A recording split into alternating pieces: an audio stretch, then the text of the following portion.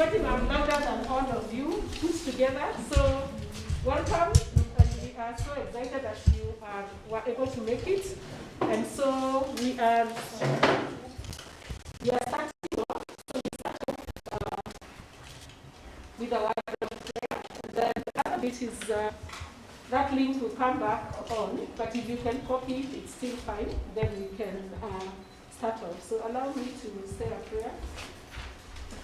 Our God and our Father, we want to thank you for this afternoon. Thank you for bringing us together for this meeting. And we pray, Jehovah God, that you will be with us as we start with us.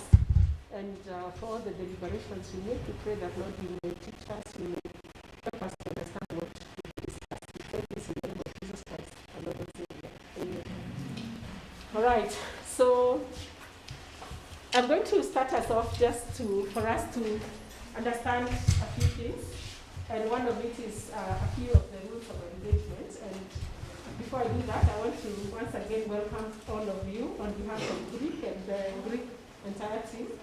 So we are going to be here for the next 3 days, or is it call it 2, put together, because we are going to be here this afternoon, tomorrow the whole day, and on Friday up to half day, although we have an optional session in the afternoon to look at just a few things.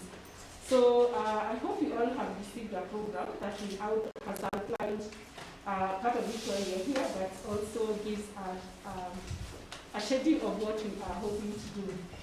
So, karibuni sana once again. I know you are given a stick note. Were you given some colored paper? No? Okay, so we're going to give you some colored paper. And what I want you to do is you get 2 of them, but kindly put for your expectations. Why are you here?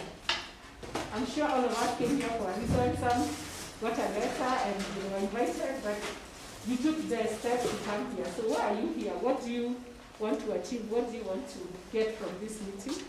And so we are requesting you, because we are many, if you could just kindly put your expectation there, because we are many, we can't reach all of us.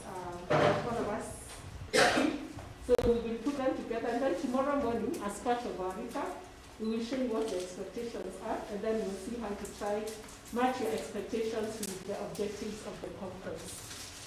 So, we get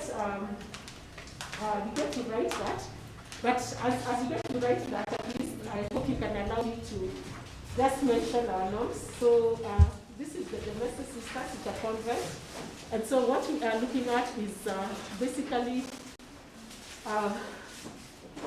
please keep your phones on silent. And if you must, you can take your calls over break time just to allow all of us to engage. The second bit is the dress code. It's a conference, so we'll please request for decent dressing. Let's also prevent going in and out during the session so that you're able to capture everything that is going to be said. Then we'll respect everybody's opinion. Yes, we all come from different places, we all have different opinions, but we'll respect each other and respect our diversities. Then we'll also keep time, punctuality. Again, you'll notice that our meal times are very structured, so please keep time. We'll encourage active participation, so please don't come here and just sit. Please participate and aim to learn at least something new every single day here. And then have fun. Part of living is to have fun. As you learn, you also have fun. So I hope we can keep to that. Please make sure you get a sticky, and once you get a sticky, put your name, put your expectation. If you don't have one, please put your expectation. Then the other bit is on COVID-19. COVID is still with us. So please, let's observe the COVID guidelines, the protocols. Maintain the social distancing. Please wear your masks all the time. So I am happy to collect 20 bucks from everybody who does not have a mask on, so I could be reached by the end of the conference. So if you don't need to get reached, please keep your mask on. We have some extra masks, so in case you are snapped or something goes wrong, just let us know. We are able to help with the mask. So please kindly wear your mask. And then the other bit is we are going to be, you have a notebook, please write your own notes, but we will share what we have. And then the other bit is if you need some help, that's not me, but you can suppose it's me and Magda. So, or anyone from the GRiC team, please, you can wave your hand. Yeah, all those people are going to be able to support you. If you have a question, any support you need, they're going to help you with that. Then, finally, this is a kind announcement. Smile on camera. I know you have masks on, but yes, you are on camera. So, yeah, you are live on YouTube. So your friends who are not here, if they go live on YouTube, they'll be able to just feel like they are with us. Remember, the problem with YouTube is you can't edit. So once it goes out, it's gone out. So if you are uncomfortable with any part of the filming, please let us know. Myself, Magda, or any of the GRiC team, so that we can see how to support that. But basically, we are filming the entire event, or we are on live stream. So learning is a process, not an event. So let's keep learning. And thank you so much for being here, and karibuni sana. So we are a little late on our schedule, but what I want to do right now is call somebody on stage. She is a person we're very proud of. She leads our team, and she's our executive director, Wangoi. Miss Wangoi, please come and say hello to all these people you have invited, so that they can hear from you, and you can give them welcoming remarks for this workshop. Let's all give her a big hand clap.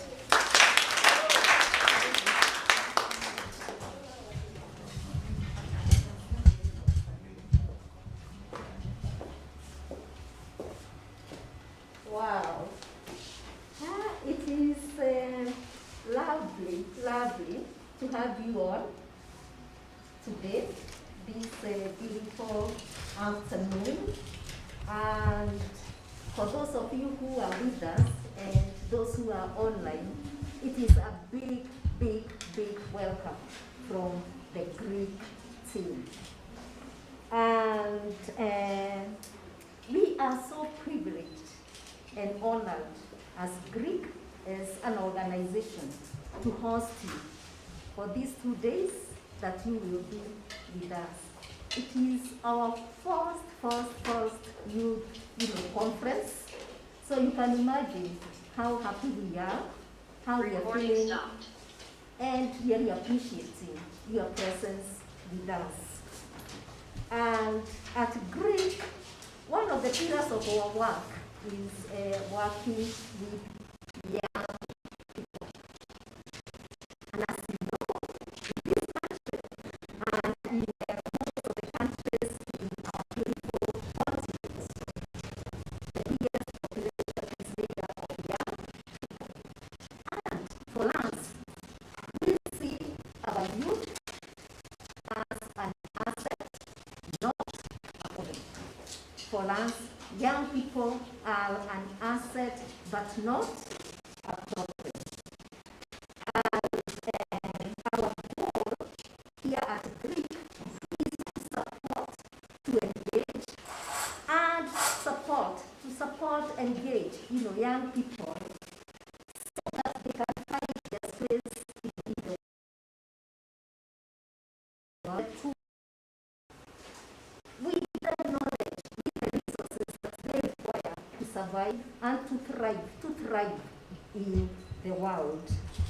And we know that in our country today, in this continent and in different parts of the world, specifically what we call the third world, if I may narrow down, we have so many challenges, and the situation has even been made worse by COVID-19, right? Unemployment rate is high. We have challenges around, poverty, going to school for many children, having food on the table for many families is a big thing, it's a big challenge. We have so many young people who have gone to school and did all that they were told to do. They learned, they invested all their energy and their effort in the studies, but getting something substantive to do is a challenge. And as a result of these, many challenges, it is not a surprise that issues to do with, mental health, our well-being as human beings, as young people, families, is a big thing. These are conversations that we need to have. These are things that we really need to talk about. And at GRiC, our youth program has two components. The first component is a 12 months online training program, and I hope most of you, or all of you, and those online are part of that, program. And we also do have volunteer services that's accessible at the GRiC level and with all the partners, that we have, that we work with. In Kenya, we are currently working with 14 partners, 8 in Kajiado, we have others in Nairobi, we have others in Doldo, which is in Laikipia North. And we anticipate and we expect that these two programs will provide our young people with opportunities, one, to be part and parcel of solving those daunting problems facing the communities that they serve, right? So having that opportunity, to serve, having that opportunity to understand the real issues that are affecting our people and being part of solving those problems, right?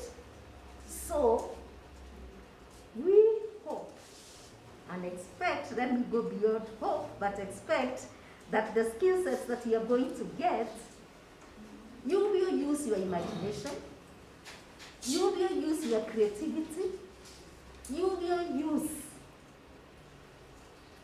your independent, thinking, and come up and be part and parcel of solving those problems.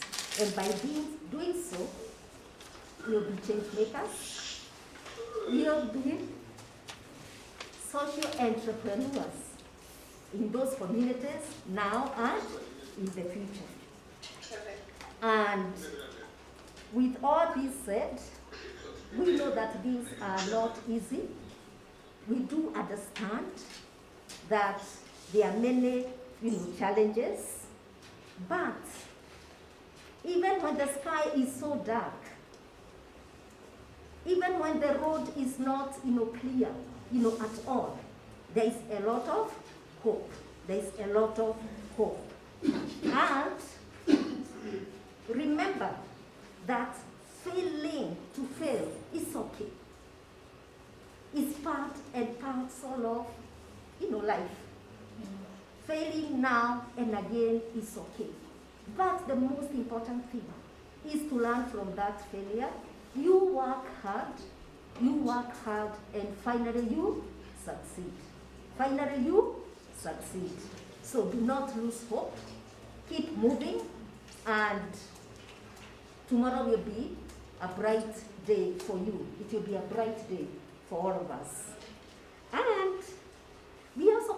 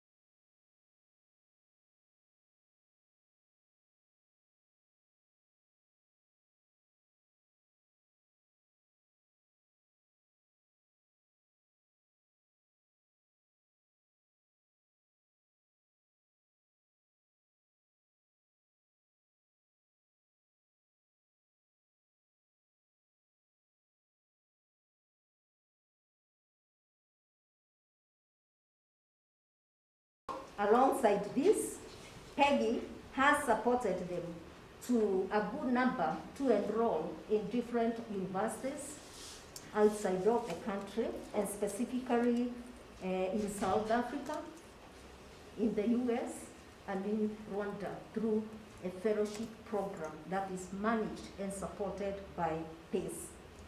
And Peggy serves as a board member of the International Youth Foundation.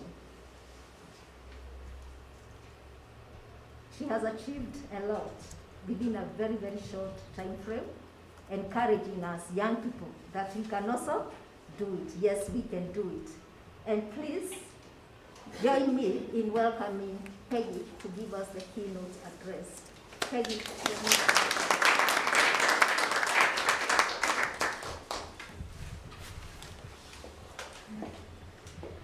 I think I'll move this way. All right. Thank you. So I can see a lot of you now. Good afternoon, everyone. It is quite an honor to be here and to share a few humble thoughts with you, a few ideas that I hope you will be able to take with you from this place to Doldol, to Korogosho, to wherever else you're going after this.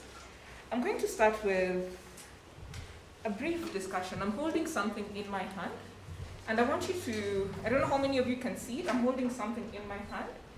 It is, what is it? It's money, and specifically it's 50 shillings. So I'm going to have you just find a partner and discuss with them if you had to change this 50 shillings to 250 shillings. How would you change this 50 shillings to 250 shillings this week? It's a very easy question. I want to hear the most creative pair. So I'll give you just a minute to have that conversation, and then we'll hear some of your responses.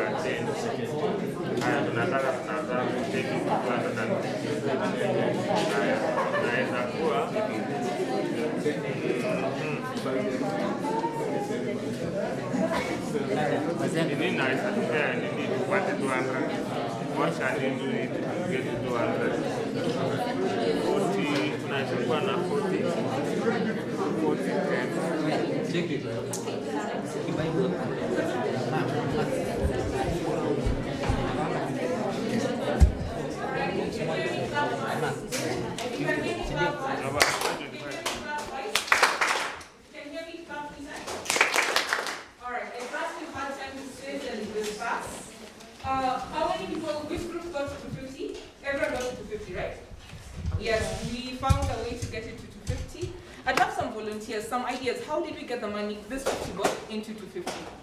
How did we make it become 250? There's no wrong answer. There's no wrong answer. How did we make the 50 bob into 250? Any break? Yes. So the idea was to look for a fast moving item. And so we thought skuma, everybody buys skuma somehow at the end of the day, or at least a vegetable. So we thought we go to the farm, buy them for 20 bob per kilo. So with 50 bob, we have 2.5 kilos. So get them to somebody who will be trading and then sell them for maybe 45 per kilo. And there's already ready market right now because those commodities are really rare. They are 2 bob 10 bob, So if we do that, we will basically send it to that person, get our money, go back for more, and you can use that within a very short time. Alright. Within 3 days, you could have your 250. Thank you, Daisy. So Lucy's team would buy SkumaWiki and trade. So you buy low and then you trade, and you're able to repeat the process multiple times. All right, and you'd be able to get this to 250. Very good. All right, someone else. So SkumaWiki is one method. Yes, yes, and please tell us your name. My name is John. I can use the 50 bob as fair. And go to a place I can sell an idea at 200. So John would use the 50 bob to relocate to a place where he can actually sell his ideas. So John is making a good point here, where the capital you have in your hands is not just this 50 bob, it's also the things you have in your head. So a very, very good point as well. So finding a place where you can sell your ideas, your talents or skills. All right, let me take one more person. One more person. Someone who's wearing something black. Yes, someone who's wearing maybe even a black mask. All right, look around you. Is someone wearing a black mask? Yes. Who is wearing? All right. Any volunteers? Any volunteers? Yes. Yes. So you use that 50 shillings to buy eggs, then an egg we sell at 15 shillings. So buy eggs and sell based on what you know about your locality. So again, you're using something that you know about your local environment to be able to create value and to be able to increase what we started with. All right, so the point was not the 50 bob or the 250. I will not give any on this 50 bob, but it will go back nicely into my pocket. But there is a point here where when we start the day, every day we wake up in the morning, we've been given life, we've been given energy, we've been given something. You wake up and it's like you have a small piece of value. And at the end of the day, your goal should be, how am I increasing the value in myself or the value in the community around me? So if I wake up in the morning with 50 bob of value, how do I make sure at the end of the day I am getting to 250? In other words, how am I increasing value? Ask your neighbor, how are you increasing value? In fact, how are you increasing your value? You see, we were all excited to do this thing where when it was 50 bob, we were excited to just discuss with someone. We were excited to, put out ideas, feel like it's low risk, just to be able to share and start. But you see, when it's ourselves, sometimes I find that, especially as young people, maybe you have an idea or something you're thinking about, but we're a lot more afraid to go and just tell someone, this is an idea I have, or let's actually brainstorm and see how we can build on it together.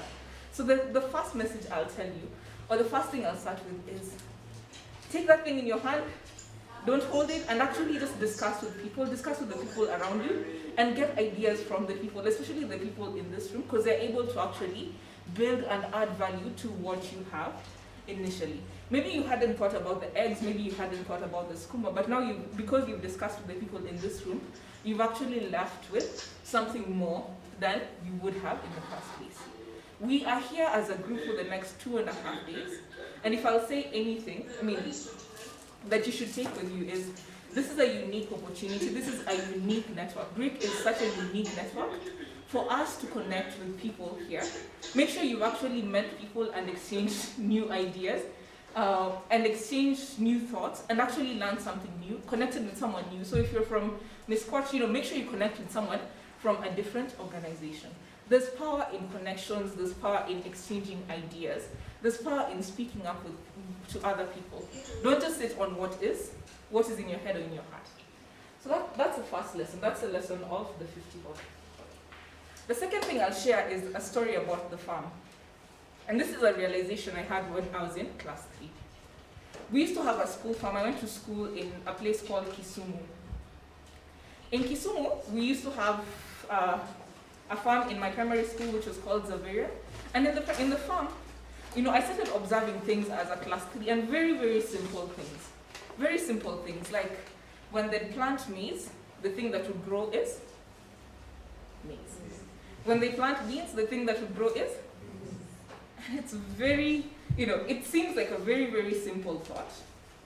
But I realized a few things. You can't plant beans and expect maize. You can't plant beans and expect potatoes. So as a farmer, you have to be very deliberate about the things you are planting, because that's when you choose your harvest. In fact, another way to say it is, you choose your harvest when you choose the seed. See, each of us in this room is a bit like a farmer. The farm is our minds. The farm is the things that happen in our hearts. The harvest is something that you will get when you are 30, 35, 40, sometime in the future. But the seeds are being planted today. They're not being planted in the future. The seeds are being planted today. So I'll ask you, what are the seeds that you are planting in your mind and in your heart? Seeds are the books you read, seeds are the friendships you make, seeds are the choices that you choose to actually take. All those are seeds, and they're the things that actually add up into the future that you want to get. So I'll just finish this part at least by saying, choose the seed that you're going to plant. Make sure that you are, if you say, I want to be this high-value person, this, inspiring young person in my community, this person, when kids look up, they can say, Mary or Margaret is someone who is really inspiring. What are the things you can do today to make sure you're becoming that high-value person? What are the seeds, what are the choices you can make today to make sure you're becoming that person? The other thing, of course, a farmer has to do is they have to remove weeds. So you don't just plant, you actually take time and you remove weeds from the garden. Then you make sure you make sure that when you're eventually selling, there is market. So there's a lot of planning involved, and farming is a perfect metaphor for life. So I'll encourage us to think about our lives as the farm, and something that we are investing in because we want to increase the value long term. That metaphor has been something that has guided me through my whole life, and it's something I continue to hold dear to. Right now, I am in my 30s. I used to be 20. I crossed over, and in Kenya, youth ends at 35. So I can see myself almost crossing that line and becoming a non-youth. But the thing that has become more and more present for me, or something I'm aware of now, is youth does not last forever. Tell your neighbor, youth does not last forever. Youth does not last forever. So you can do your math, except Wangoi. You can do your math and say, how many more years of youth do I have? And what am I going to do with it? How many more years of youth do I have? You don't need to tell us. It's okay, we know you know. You don't need to tell us, but how many more years of youth do I have? And how am I actually going to invest it? I say this because, yes, it's good for awareness, but also you'll realize that as you grow older, there are some youth opportunities that end for people who are 25. Then there are some that end for people who are 30. Then there are some that end for people who are 35. And then after that, it's just general opportunities. So when you're still under 25, please take advantage of all those opportunities that are open to 25-year-olds, 30-year-olds, and 35-year-olds. When you're at 30, yes, you have some time still left, but take advantage of the opportunities that are open to you. Because at some point in time, those doors will actually be closed just because of this natural process called aging that happens to each of us. So what opportunities are you taking advantage of? You see, when you're 25, you're not competing with a 35-year-old. They can't compete with you for an opportunity that's exclusively available to 25-year-olds. So do you know what those opportunities are? Another seed we plant in ourselves is the research we're willing to do, the questions we're willing to ask. Sometimes it's studying those newspapers, attending conferences. Sometimes it's sending Wangoi an email and saying, Wangoi, what opportunities are available for someone like me? Sometimes it's also benchmarking with your peers. Benchmarking is a big word, but I benchmark a lot. I remember as the founder of a startup,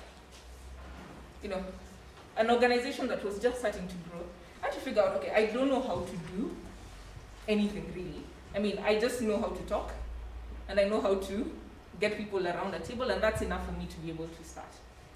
And so I looked around me and saw there were 2 other amazing young women who were starting their own organizations, but they'd started about 6 months ahead of me.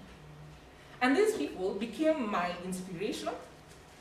They became people I could go to ask questions. They became people I could be like, okay, once you've set up, once you've registered, what do you do next?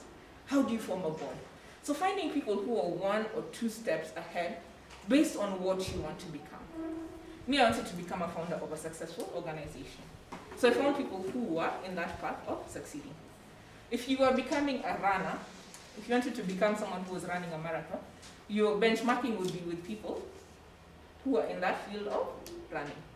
So is it Omanyala, or, you'd be benchmarking with people who are in that particular field. So my question for you is, who are you benchmarking with? And you should have 2 or 3 names at least.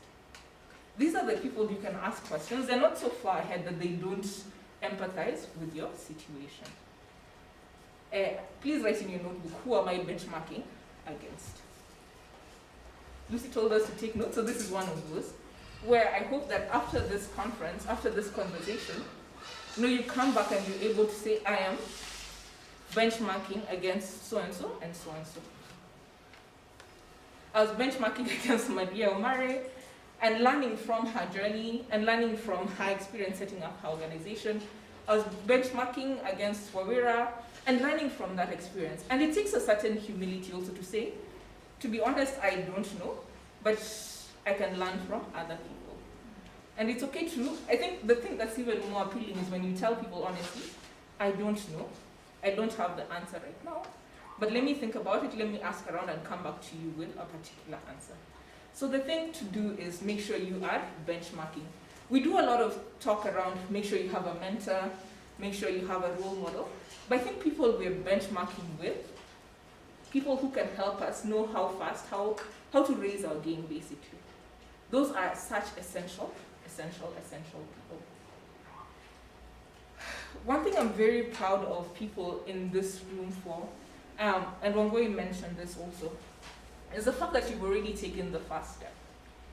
The first step that took me quite a really long time to get started. You see, the first step for a lot of people is usually, if you live in Kenya, there's this story we grow up with, which is young people are the leaders of tomorrow.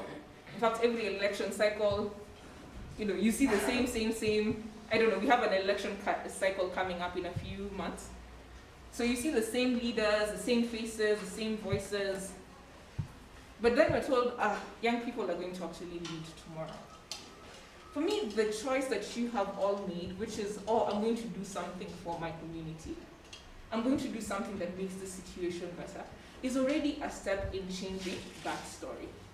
It's a step that's saying, things in my community, things in Korogosho can be different because me, Margaret, I was there.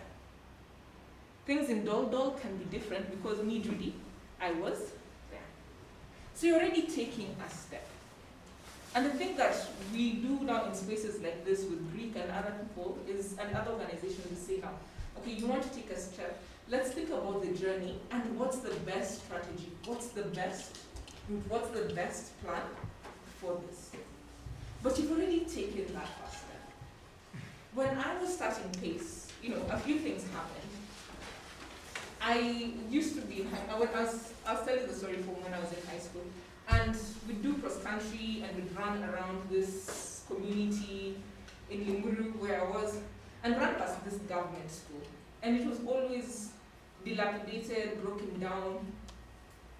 And you're thinking, the children in this school, they can't even dream about going to this national school next door. So for me, that was a challenge. I mean, every week, imagine you're running past a problem, you're seeing a problem, people know there's a problem here, but no one is doing anything to actually change the situation. So one day, I decided to stop running. So I got together with a few friends. I told you I know how to talk. So I got together with a few friends, brought my friends. I was like, let's pull our money together. So we brought our 50 bucks together. And we said, okay, we can't do much, we can't become teachers in this school, but we can at least help the kids get better textbooks. So we got the money that we put together. Then we decided to actually go and buy sausages. And then we got someone to volunteer to cook the sausages. And then we would sell the sausages at school to other students.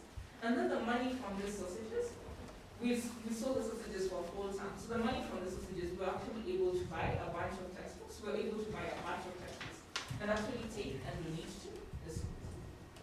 So we were able to actually give back.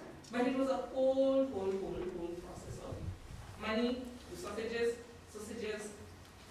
to it wasn't a straight process. I share that because, I got an opportunity to actually make a difference. Along with my friends, we had fun, we made a difference, the kids got better books, and the learning journey continued. But more than that, that process of just doing something about something I thought was a problem, that process actually also changed me. I realized, I don't have to wait, I don't have to say Serikali Saidia. I don't have to wait for the government to come and do something. I don't have to wait for permission from older adults. I can start with what I have. I can start with what I have in my hands, and then build from there. I can ask other people to volunteer their time, and then we can make noise about it. We can make noise about what we're doing, and we'll invite other people to join us on this journey. So maybe that's my takeaway from you. I mean, eventually, that journey also gave me the confidence to go and start things, and start up a whole organization that has continued to go to this day. So sometimes taking that small step to solve a problem solves the problem. But the thing that it does for you as the change maker is even more important, because it gives you the confidence to take on even bigger challenges. So solve problems so that you yourself can get the confidence to take bigger challenges. I'm going to conclude in just a short while with a story. I mean, I'll read a quote actually, I've written it down here, and then I will conclude with the story. One of my favorite quotes, and I read this for as many young people as I possibly can. You can go Google it after. I see a lot of you have phones, so I know you can go Google after. So one of my favorite quotes is by someone called T.E. Lawrence. And the quote says, all men dream, but not equally. All men dream, but not equally. Should include women. All men dream, but not equally. Those who dream by night, in the dusty recesses of their mind, wake up to find it was all vanity. But the dreamers of the day are dangerous men, for they may act on their dreams with open eyes and make them possible. I'll say it again. The dreamers of the day are dangerous men, for they may act on their dreams with open eyes and make them possible. It's by T.E. Lawrence, if you want to look for it afterwards. T.E. Lawrence. All right. So the line that stays with me is this idea of being a dangerous dreamer and having dangerous dreams. What are those dreams that you have that are so big that they scare you? What are those dreams you have that are so big that they compel you to do something about it? For me, I remember having a dream about these two little Somali girls, and we were chilling, and we were talking about education and the opportunities this would open up to them, and what it would mean for them to have the gift of education. That dream was 8 years ago, and it's still with me to this day. It reminds me, that there is power in the little things that we do every day in giving people access to education. For me, that was my dangerous dream. What is your dangerous dream? In fact, if you're writing another question from this, it is, what is your dangerous dream? What is your dangerous dream for your community? What is your dangerous dream? It should be something that, changes from the normal in a positive way. So what is your dangerous dream? See, when you find a dangerous dream, the other thing you have to tell yourself is, I am willing to trade my life for that particular dream. am I willing, or are you willing to trade your life for that particular dream? The journey of starting something new means you give in your time, your energy, your money, your comfort. Sometimes you could be in bed, but you're at a conference learning, or you could be just on your phone, but now you have to put down your phone and make friends with other people and network. All those things are ways you're giving up your life for this particular dream.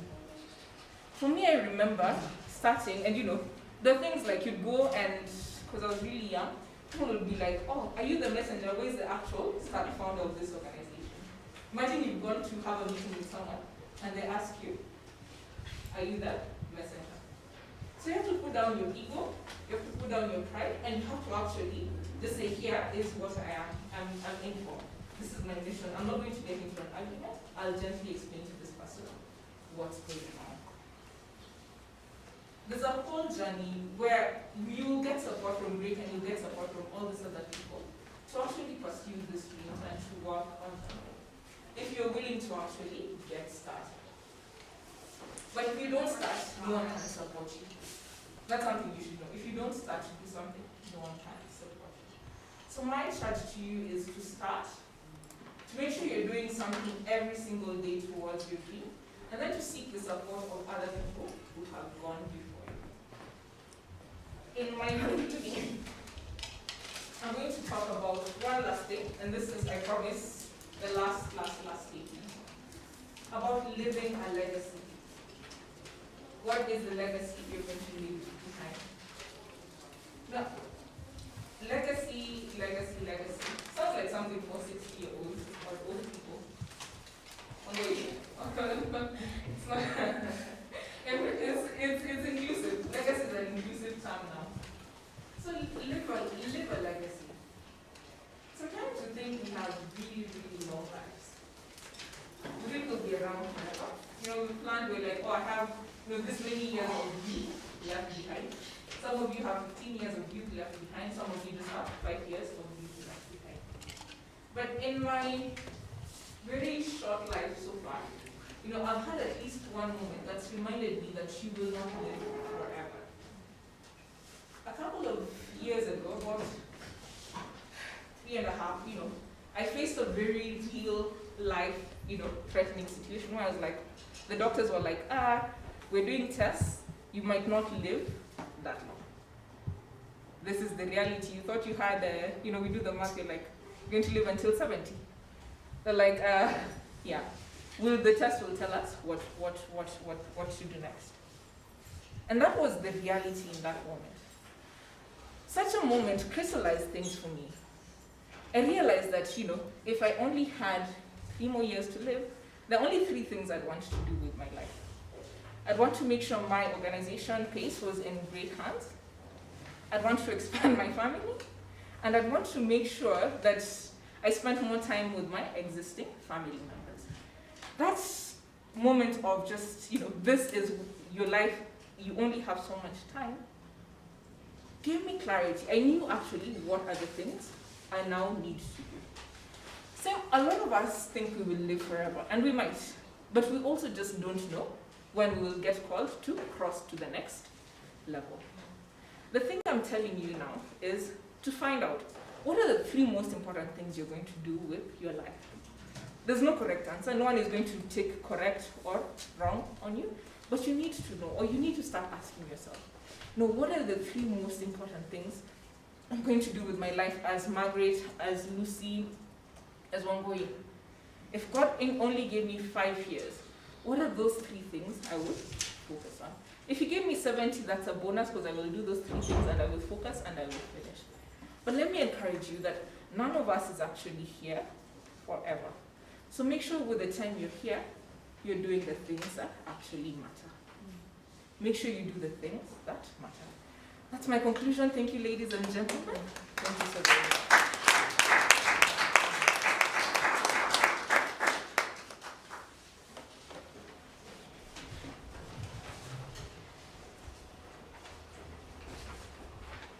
Wow, let's give another clap.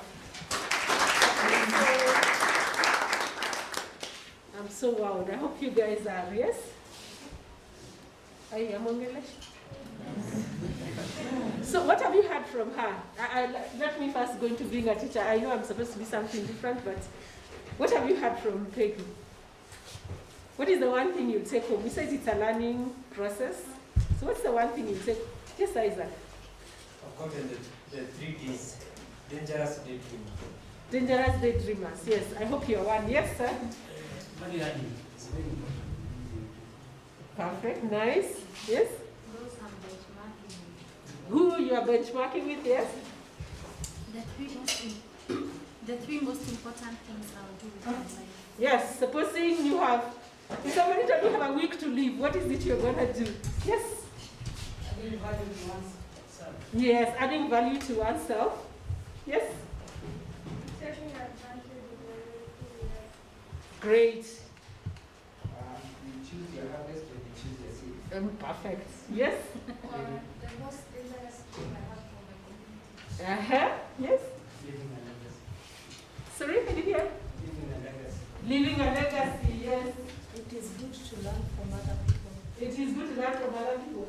The hands are so many pages. I don't know. You know, that's what the man of us. I am excited. Yes. One of you said that you should shall also say that you add value to yourself and others. Yes. So please don't forget those things. It's very easy to write them down and forget them, but please carry them home. So as she spoke as this to one of my things here. Yeah, and it was very exciting. Thank you so much. I feel like I should go sit down because I don't know if I have anything more to offer after such a wonderful speaker has spoken. But allow me to just present what I had prepared. And basically, moving on is to just tell you a bit about our work. I know we introduced ourselves as GRiC. Some of us, a lot of us know GRiC, but just a bit about ourselves. And so we are a hub for capacity strengthening of community-driven innovations that lead to lasting change in East Africa. So as we were told, you must have a dangerous dream. I hope that's dangerous enough, but if it's not, then we need to sharpen it. So, and the thing is, we believe in grassroots organizations, parents and communities, that they play a very critical role in ensuring that children and youth go to school, they stay in school, they learn, they transition to other levels, and that's what we all dream about, don't we? Yeah, that people will go to school, your children will go to school, they'll actually stay in school complete, and then go to the next levels, and they're able to thrive in life. And of course, being able to be trained and to get into employment. And how we do this is that we are not direct implementers. We have a group of, we have about 14 grassroots organizations who are in the informal settlements of Nairobi, that's Korogosho, Mathare, and some of you come from those places or work there. And then we have the Laikipia team. They're working within Doldol, Laikipia North Sub-County, and then we have the Kajiado team. So we have people from the Mashuru side, we have the Ilbisil side, and then we've got people from the Magadi side. So, and why we do this is because a lot of them are in what we call marginalized spaces. So pastoral children, you know, the issues that go on there. We also have the children who are living in communities that possibly, they say they earn this, they have less than $1 a day. So just looking at that, currently we have 4 pillars of work. And so one of them is the youth, so you guys here and many others out there. We're also improving learning outcomes, and we hope all children can be that happy. I know that's a Mzugu kid, but yeah. Then we have parents, and the good thing is that youth are also parents, you know? So it's a good thing, we're able to talk to both. And then the other thing is that youth are also involved in school governance. So we also have school governance as a big pillar.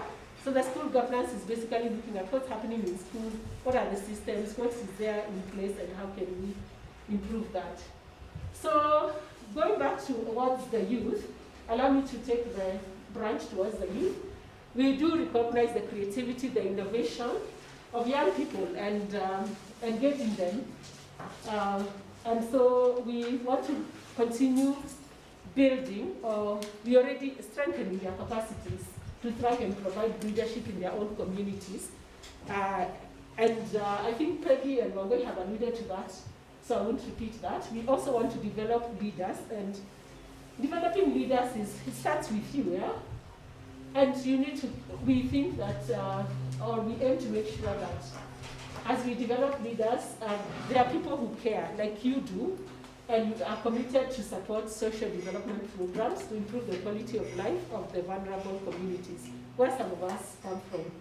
So we hope that by serving, the youth serving their communities, they'll build a sense of identity, of citizenship, and they'll have a deeper understanding of the challenges the communities face. And as Peggy talked about the challenges and some of the things that communities face and how you can actually create solutions around it. And so we are hoping that you can also take the mantle, champion the solutions within your communities, and then as you do that, you'll be able to gain quite a bit in terms of some experience even as you volunteer, and also some being leaders in your own communities. Because remember, being a leader does not mean you're the president, you're the county director, or whatever. Have you read, there's a book called A Leader with No Title. So you can be that leader. If you find time, read the book. Then we engage youth in different ways. So currently our most active ones are the first and the second, but we're also working on the third one. The first one is youth fellows. And the youth fellows are basically, they're supposed to be university graduates and who will train and we recruit and train and then deploy them to partner organizations. So there are some of you who are fellows here. You can wave at me if you're a fellow. Yes, so those are the fellows who managed to come. And so they are on a one-year program. I'll talk about the fellows maybe a little later. Let me first talk about the categories. The second category is youth volunteers, where we are all are, the space we all are in, and most of you or all of you work with partners who build your capacities in different ways so that you can support education and social change in your community. So that's the second group, and then we have a third tier called youth interns. So we are working on this, but basically it's those youth who are in between school breaks or need to get an internship. So we are hoping to work on that so that then you get some experience of work, because we do realize that they need places to learn, but they have no spaces. So we thought maybe it would be one of the great ways to learn in terms of you are in between transitions and you can be able to learn from somewhere and still make an impact even in the short time. So based on these strategies, we are hoping that we can build a pool of young people and future community leaders, community development leaders, and who can create change in their communities and in education. So we are not really converting everyone to be community development workers, but what we are saying is once you engage with education, and then you become a lawyer, you become a doctor, you become whichever profession, that in that space you are able to be sympathetic and are willing to support those who are bottom there. You don't come to town and stay here because you know there are others there based on what you saw. And you're going to be hearing from the youth some of the experiences they've gone through, where some of them have assessed children. People assume that because a child is in school, they are learning. You go to a class 7, you tell them, please read this text. And they can't, they just can't. So we want you to sympathize such that when you have time, you could go to that school and volunteer. Yeah? And that's actually being sympathetic to those situations, and then you keep contact with the community. So then, as we do the, next slide please. As I've explained earlier, we have youth fellows, and we've seen some of them. So they are on a one-year program where they have extensive training, and thanks to PACE International, because of their experience in that area, they've supported us to support you in terms of training. So we have a training, you are all on that course, isn't it? Yeah, so everybody is on a course that is running for the next 1 year. And so the youth volunteers are committed to promoting education and just working on some of the issues within their communities, and also being working towards being leaders of tomorrow, but today. So the eight fellows are working in various institutions. Some work with us, like Brian and Dan, and others work in different institutions. They're on a monthly training session. They also have to attend to all their assignments. The assignments are discussed. And all of you, including the fellows, are required to come up with a problem within your communities. Who here can say they've not seen any problem in their community? Who here can say that? It doesn't have to be. And especially around education. We all have come across these issues. So the question is, what are you willing to do about it? So, and then the other thing is, once you are in this space of fellowship, you also are in the pipeline for employment, either by GRiC or GRiC partners. So those are the main elements of the fellowship. So I just wanted to sort of give a highlight, because the rest was quite a bit. So it's recruitment, you get trained, and you get some work experience. So for the youth volunteers, currently we have about 130 across the 3 places. The volunteers support children in many ways, both in school and in communities. They mobilize parents to participate in children's learning. They help in pushing the work within the communities with the partners to develop their communities. And so these youth are actually, most of you are recruited by your communities, and you live in those communities and work in them. So that's very encouraging. Then GRiC now helps build the capacity of the volunteers on leadership skills on the same course that the fellows are doing. So in terms of training, next. In terms of the training, we have about 12 topics that are being covered over the year. We are now at topic 6, move on. And so we are somewhere at project planning and management, so we are still yet to do the rest of the topics. And you have your manual, so you have seen that. So as I said, PACE is helping us through that. So as a youth, what are the benefits of being either a volunteer or a fellow? One is the leadership development program, and we are doing our best to see how we can continue supporting that. Then there's the opportunity to network and with others and enrich opportunities, collaboration with new emerging leaders. We just said we are all leaders, so just like the exercise we did, you're able to share your, enrich your opportunities.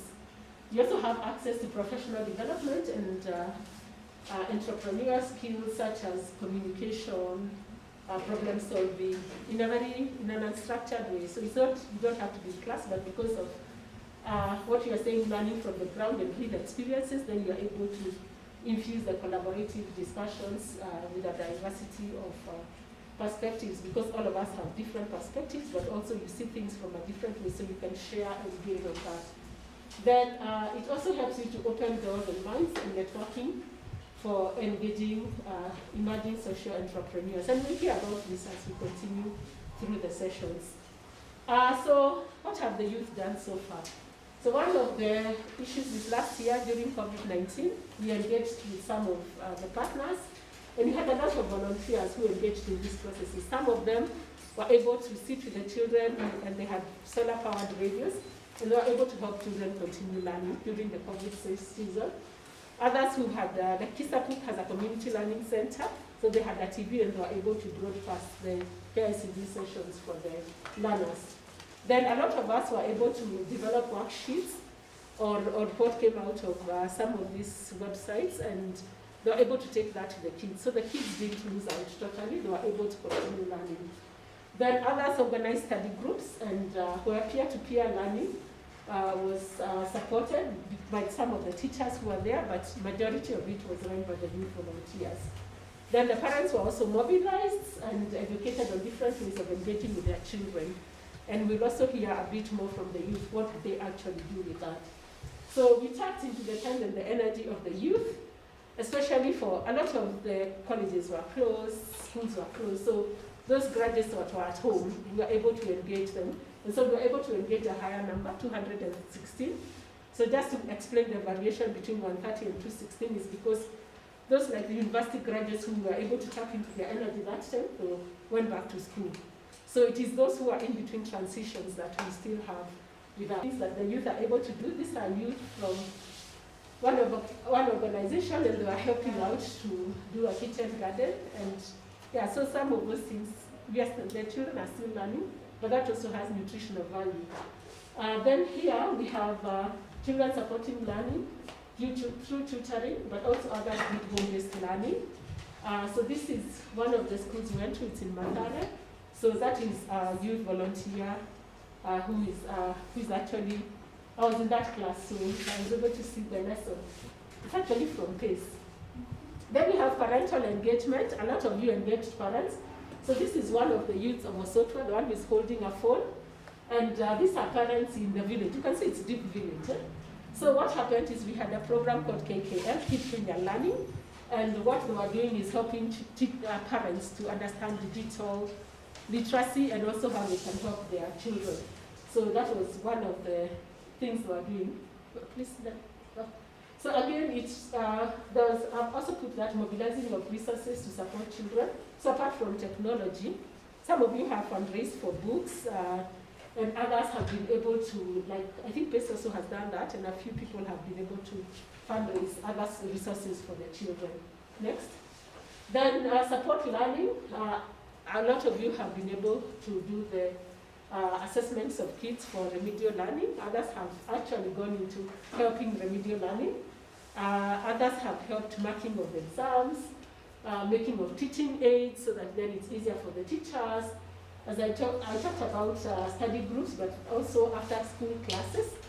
And then we also, a lot of you do mentorship and life school skills clubs. So all those, and this is just a snippet of what has been done. If I was to capture everything, imagine from last year, July, it would be quite a bit. And then others have used sporting, either the youth themselves are supporting sporting activities within schools, while others are using that sport to reach out to other people so that they can support girls' education. So how are we organized as youth? So this is work in progress. One is in youth clusters. So as we said, there are people from Kajiado, others are from Laikipia, and others from Nairobi. And so I know all of you have been put into a cluster. And so the clusters are to help us stay connected. And each cluster is led by a youth. And they are meant to help us begin networking within our own regions. But ultimately, that as you start to know each other within that, you can move this to a broader network, which we call the alumni. So we hope that they continue to identify the areas they want to learn, engage in their agendas to push education within their own communities, because then you understand it, because it's now within your regional levels. And then you can be able to share and inspire and motivate each other as we go on. Then ultimately, we hope everything culminates into an alumni, and we'll be talking about this as our next steps on the third day. And so we do hope that, if you stay together, we stay together, you stay united. So we are hoping that if you come together and you stay united, you could form this youth network and the alumni that would be able to help us collaborate with each other through all the different issues we want to do. I mean, now we have been told we must have dangerous dreams. So imagine you have all those dangerous dreams put in one space. You guys are going to explode and do exploits. So yes, let's use those platforms that we have to do what we can do. It's also a safe space for you. We are actually not there.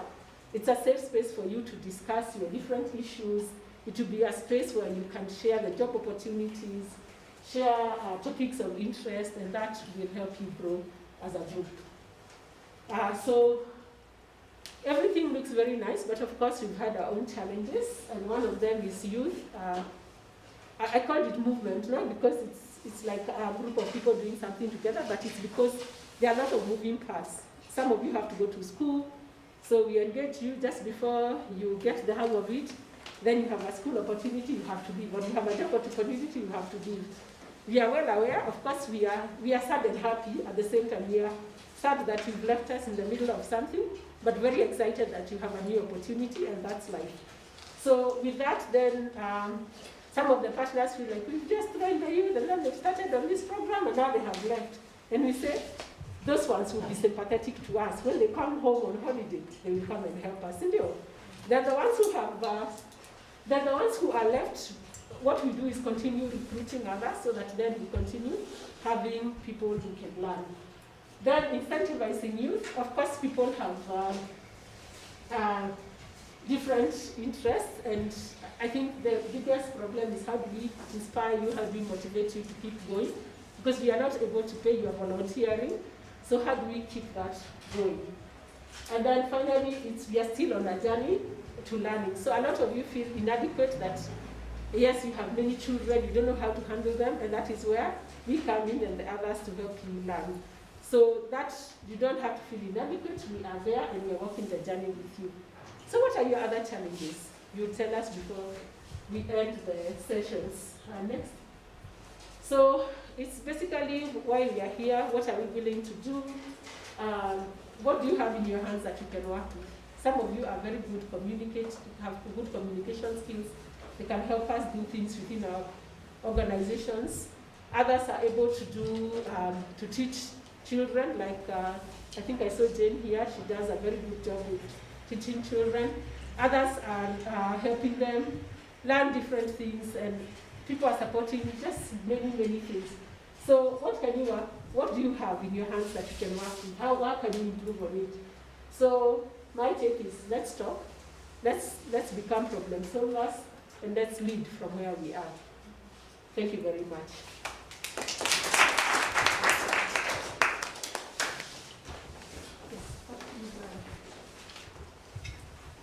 Okay, thank you very much. So that was a very great session. Now we do know that in everything we have to do, we have to dream dangerously. We are always afraid of that. Anything that has dangerous in it, we always run away. We are saying that we are not risk takers, but that is why we are here. And now another thing that is really, really vital to us is how can you start dreaming big when you really don't know yourself? That is something that we can think about. And this platform here is where now the people who have already dreamt tumesikia we should benchmark. Now the people who have dreamt are giving us that opportunity to know how they made their dreams real. And how do we start? The first step is getting to know ourselves. And that is one of our sessions. So the next session is going to be facilitated by one very interesting person. He loves working with the youth. He's a coach, he's a certified coach. He currently coaches at North Point Coaching in Kenya. Trust me, he's part of you. That shows how much he has really used his life to really build a life of every youth.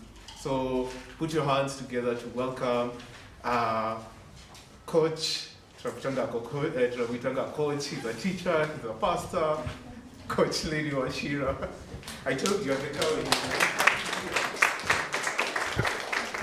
Thank you very much.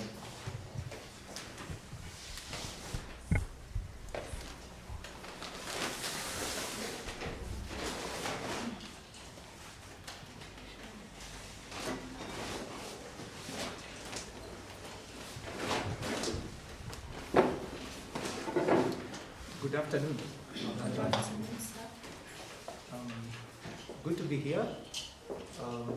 It's always, for me, it's always a joy to hang out with young people. I was listening to Peggy talk about how one day you're young, then the next day you're wondering where the years went. I have a secret for you to avoid that. It is that the point is this: don't blink. If you blink, one day you're young, another day you're old. I was looking at a friend there at the back with nice hair, new locks and all that. Just a few years ago, I used to be like that. Let me tell you, it also happens to good people. Their hair disappears. It's not that I was a bad person. It's just the way life is. Don't blink, because if you do, you're young now. Before you know it, you're 35. before you know it, you are those other years. Okay? So. Good. There's a link that was put. I don't know if anybody was able to actually do the assessment. Maybe. Yeah. We'll be talking a bit about personality and self-leadership. And I think from the conversations that I've been hearing that we are all about serving the community. We are leaders in our community. But before we even lead other people, we need first to lead ourselves. And to be able to lead ourselves, we need to know ourselves. So that's why we are going to spend a bit of time. Just you getting to have a feel. We will not probably get all the time to look deeper into the personality and self-leadership, but to start you on a journey that you can use and continue to grow for yourself and also for the people that you work with. So that's what we'll be doing. I think, are we able to put the link back? Or are people able to? Yes, we'll be able to do that. So were we able to complete the assessment that was, the link was put there? Okay, some people haven't done, so maybe they can do that. So it'll probably take you about 5-10 minutes to do it. I encourage you to do that as we continue. In terms of just some sort of revision from what Peggy shared, what did she say is her, in a sense, her superpower? Anyone remembers? What was her superpower? What did she say? She didn't use the word superpower, but what did she say she's good at?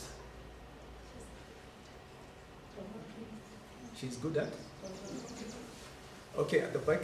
She said that she's good at bringing people together around one table and having a conversation with them.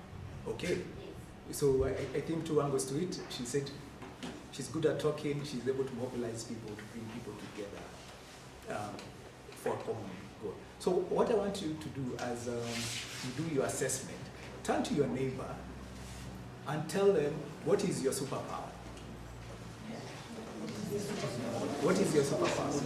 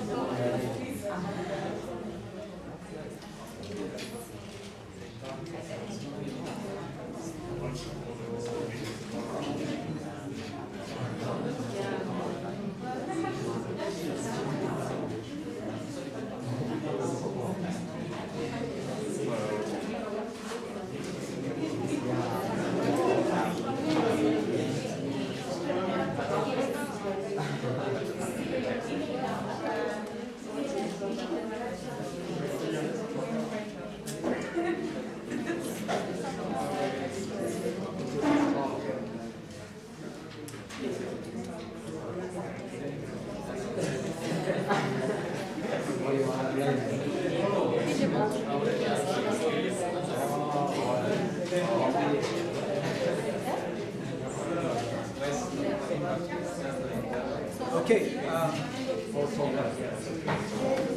let's share a bit. So, I want us, the way I want us to do this session is that we'll have a dialogue, okay? So that it's after lunch, so it's better to talk and do many things together than just get it. So we'll talk to each other, and for each other, this is where you can snitch on your neighbor. So what did your neighbor say is their superpower? Okay. My neighbor has a superpower of organizing and making things happen. Making things happen. Cool. Do you want to snitch on your neighbor? Yes. Yeah. So, my partner thinks that he's creative. Yeah. People around him say that he finds solutions to problems that you are quite hard for. So Okay. he's creative. So that he solves problems, okay? Someone at the back? Snitch on your neighbor moment.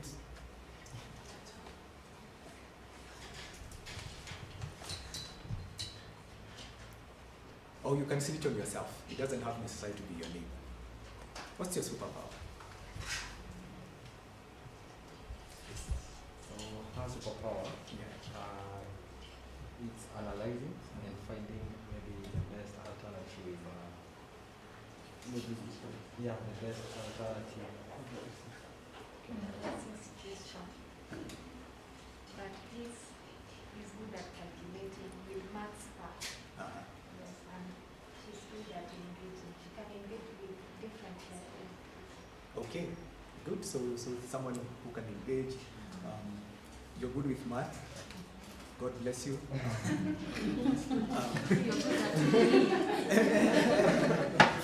Some of us are good at PE, not math. The first time I got, I know most of you know Lucy. The first time I got to meet Lucy, we were in college together doing CPA. It didn't take long for me to discover that was not my profession. I can't remember. Yeah. Let's hear one more person, then we. What's your superpower? What do you consider your superpower?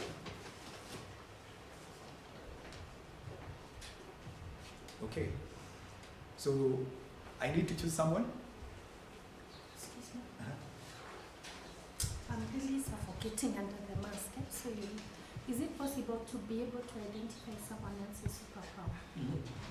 Oh, yeah. Sometimes people can't articulate, Yes. but you can see this is their strength. And it's So true. for Varinia, who's in the back, I think her superpower, based on my interactions with her, is her attention to detail and being able to organize, put things together in an organized way. Okay. Yeah. So she organizes stuff. Yeah. Good. With Did you know that? attention. Did you know that, or this is the time you're discovering? You're like, oh.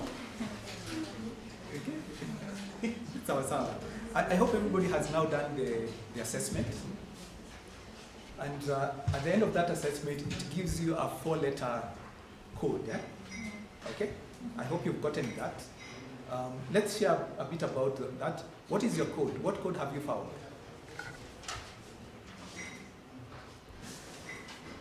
Yes? Okay. What's your code?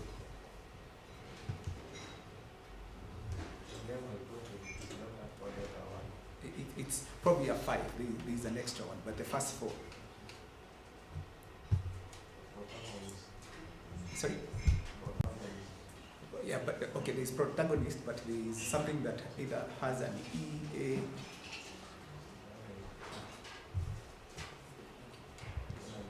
Okay, so someone else?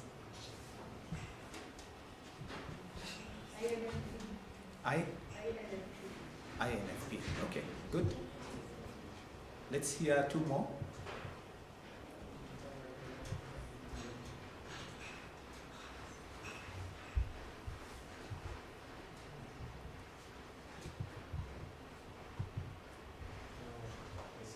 Okay. Okay. So what's the first letter? E. E. N. F. F. J or P? J. Okay. Good. Asante. You? What's your code? Okay. I start sound. And I'm sure you're wondering what's all that about. We will spend a bit of time unpacking that so that it makes sense to you. Allow me to share my PowerPoint.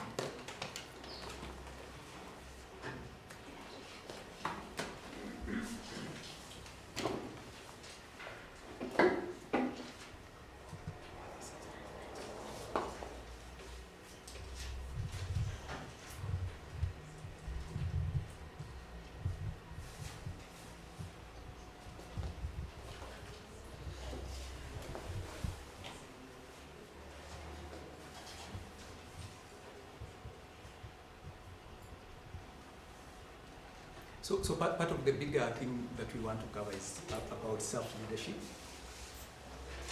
and what or personal leadership, sometimes it's called. As we said, before you lead others, you need to know how to lead yourself. And before you know how to lead yourself, you need to do what? Be self-aware. So part of we are combining the whole of like lead yourself, but also be aware of the self. There are 4 philosophical questions that every human being asks of themselves. You may not even be aware that you're asking these questions, but deep down, these are questions that you are actually asking yourself. And the first one is, who am I? Okay? Who am I? And this is a question about identity. Who am I? And the second question is, where did I come from? The third one is, what am I doing here?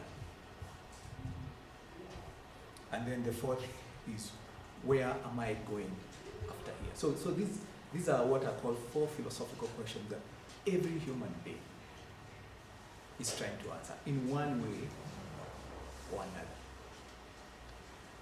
And my question to you is, which of these questions is speaking to you? You know the way unaona swali paka unaona hii, this one has been sent for me. Which of those 4 questions is speaking to you?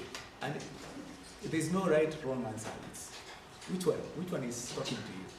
Let's hear.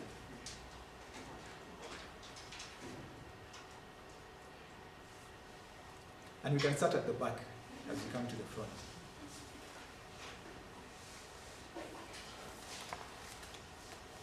Which one is speaking?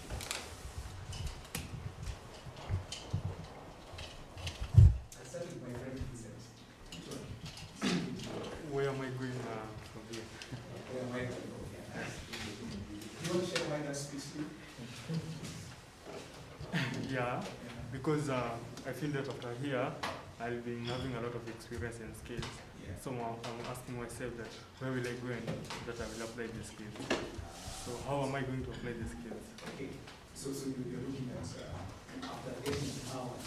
So how do you apply that? Yeah. Very good. Okay. Okay, that's an answer to you. Someone else?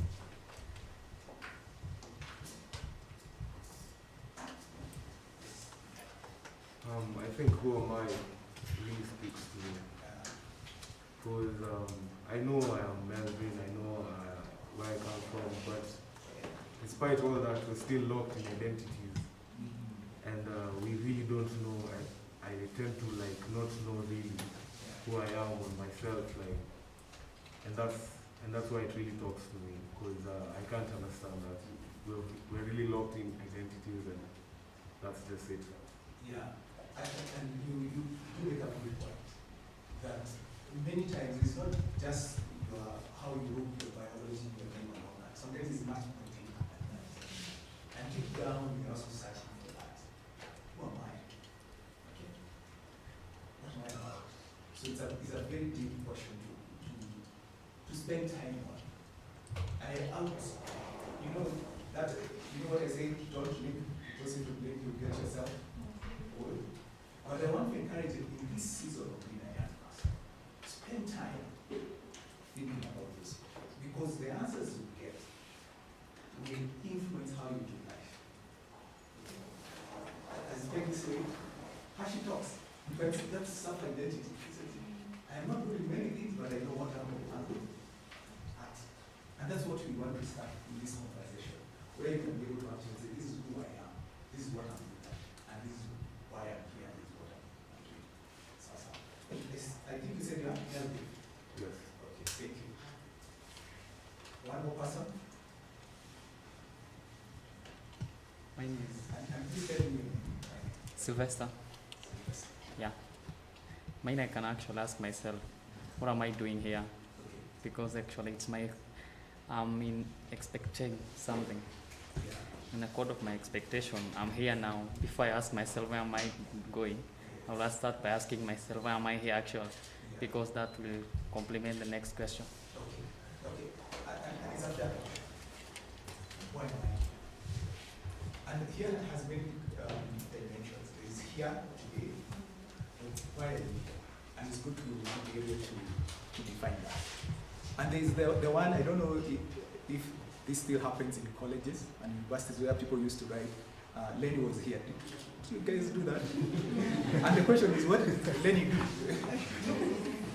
Okay, even as you do life, and Peggy talks about legacy, it's part of trying to answer that question. What is the legacy you want to leave behind? And again, this is the opportunity. What you leave behind, you start cultivating it now. You start becoming that person now. It's not that something that will happen later, it starts now. Okay? Yeah, so and it's a good conversation, okay, to have. So, and these are four, as you said, four philosophical questions. They're more general, they're not just looking at the space now, they're actually looking in the context of life. And when it comes to the reason why would you even want to define this, is first also to find what's your purpose. If you're to lead people, you need to be taking them somewhere, to a goal, to a purpose. And we want you to start having that discussion, even for yourself. Where are you going? I was taught as a leader, you are always one step ahead of the people that you lead. What is that one step for you? What's your purpose? And that's a conversation that is good to have. Because when you have a destination of where you are going, and it's clear for you, then you're able to put the work that is required for that. If you're whatever it is that you feel is your purpose, it becomes much easier for you to pursue it if you know it. And it's beyond, when you talk about purpose, it's beyond passion, because that's a whole different conversation. It's not just because you feel that you like doing something, but sometimes it's because there's a bigger thing, a bigger purpose that you're pursuing. And that's we want to have that conversation. And that the question that goes with that is, what am I doing here? What are you doing here with your life? I understand some of you are in college, others have completed college. And in this season, okay, what are you doing here? In this season and with your life. And that's part of the self-leadership that we need to think about.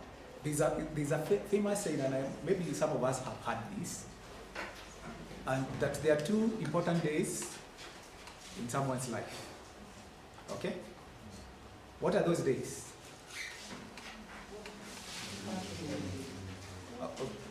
I had some sound this side. Okay, go ahead and share. Oh, you know, with this mask thing, sometimes it's hard to tell. Okay, go ahead. To be born and die. To be born and die, okay. Someone else?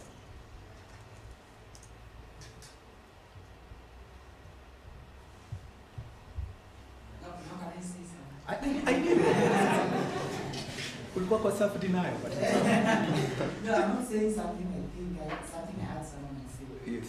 Two important days in someone's life is the day they know why their purpose and the day they become as There are two, that's one. Okay. You're almost there. Let's hear one. Yes. Do you know who said that quote? Okay. It's by Mark Twain. Mark Twain. There are two great days in a person's life. The day they were born and the day they discover why. What's your why? Okay? Because just you being born, yeah, that's great. Okay? But at some point, you need to spend and do some work. And this is not something someone can do for you. This is work you need to do for yourself. We can input into that decision. We can help you. We can mentor you. We can coach you. But finally, the why has to be answered by day. Because it's a choice at some point. Is that day, let me put it in a context that maybe the men here can understand. That at some point, between the 19 to about 26, okay? As a man, and I have worked with young people for about 15 years, so this is a conversation that I can almost guarantee is true. That one of the biggest lessons for man in that age group is the awareness that finally, one day, you get married to one woman.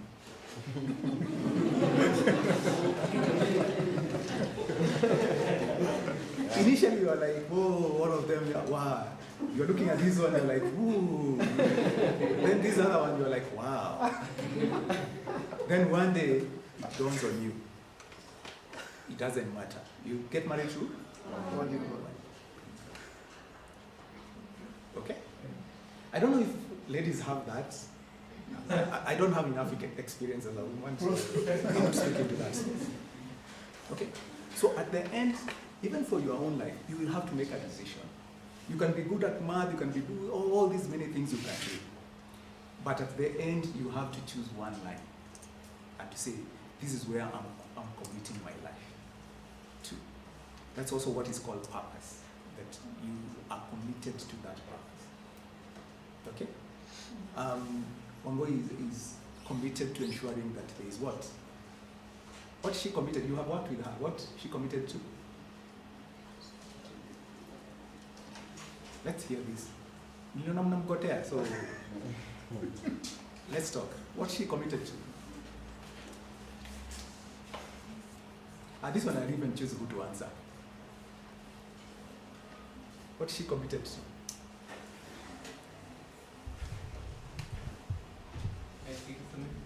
It can be you. She knows the one. I think she's committed to strengthening the youth and the education and the changing community. Yeah, and the grassroots organization. Okay, cool. Now to the person I had. To quality education in the grassroots. Yeah.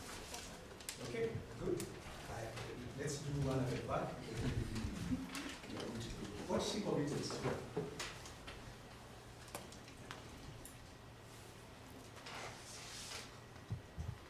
Then tell why I'm insisting on this one.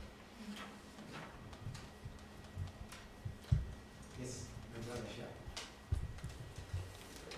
She's committed in empowering the youth and the young learners. She's committed to empowering young people. Because it's very easy for us to be beneficiary without knowing the commitment it takes in us. It takes commitment, it takes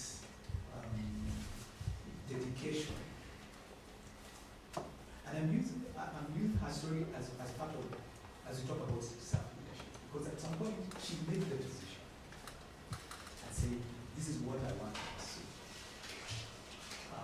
Most of us, it's very easy. For some of us who are a bit like two years older than you, it's very easy to look back and say, the youth nowadays they're not doing this, they don't do this, they don't know this. But it takes commitment for someone to say, I do not want to be part of the problem. I want to be part of the solution. And investing in that. And that's commitment. That's knowing your why. That's you making a choice and saying, this is where I want to invest my life. And pursuing that. So it's a choice. And there's so part of what we are doing today is to start you on that journey of first being aware of self in one way, and that can trigger some sort of thought of what do you want to invest your life in. Okay? How I resonate with what Ongo is doing is that word nest, grassroots nest, how is it called? For innovation and change. Because I love analogies, I love metaphors. What comes to mind when you think about a nest? What's there in a nest? Sorry?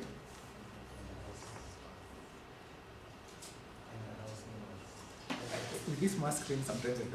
I'm saying it's kind of a housing or a shelter. It's a house, it's a shelter, okay? Let's hear. When I think about nest, I think about home. Where your home, your place where you feel most comfortable. Okay. So part of the vision is to create an environment where people feel safe. Their home. Okay. When you think about nest, what else comes up?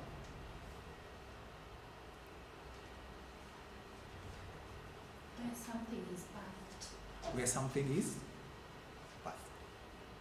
Okay? Because see birds are the ones who make nests. Do they make nests for themselves? They make nests for? What are baby birds called? I'm not sure. Small birds. Yeah. Okay. And for me, what I see is the mother bird coming to feed there. Okay. And that's the opportunity that is there. That for you, for your community, that there is a way of nurturing that and bringing innovation and change within yourself and within your community. So just to have a bit of fun with this one, if you think of yourself as a nest, okay, what is it in you want us to feed you on? Does that make sense? Okay, so tumesema kwa nest kuna kwa na small birds that are being fed. Single. So right now when you think about yourself, what is it that you want us to feed in you? Okay? So let's hear a bit of thought around that. One or two people.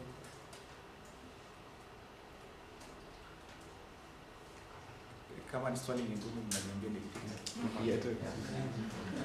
Okay. Okay, let me try another way. Going again back to Peggy. What did Peggy say is her superpower? Okay. So if you're to sit with her and bringing people around something, okay?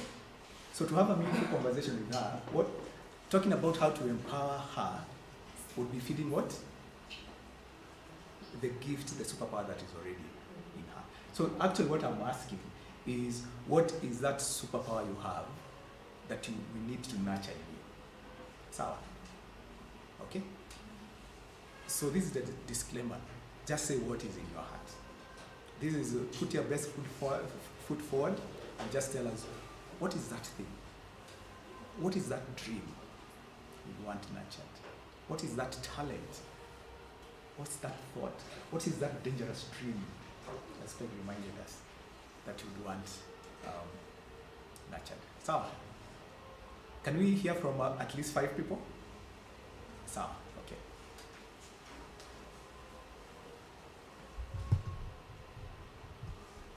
I'll start with you because we have issues with people we hear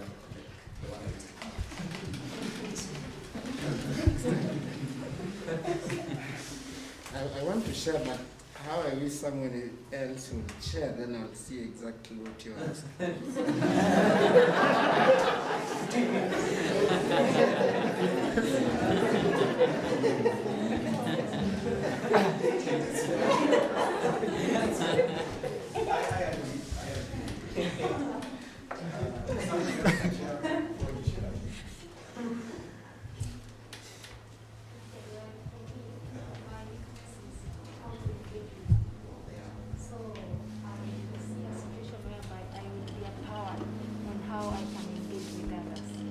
So how to engage with others? Okay, cool. said you come back after the first one. I'm very lively. I can keep a conversation for long. So, supposing someone wanted to empower me, maybe I would need, I'd say, you know, from where I work, normally there are these people who come to meetings and they expect something after the meeting. So for instance, you can send me to a meeting if you want someone to keep an audience lively, or rather communicate well, then you'll have to look at them. I mean, facilitate all that process. So it's something that you want to keep Yeah. doing and do that. Yeah. Okay, good.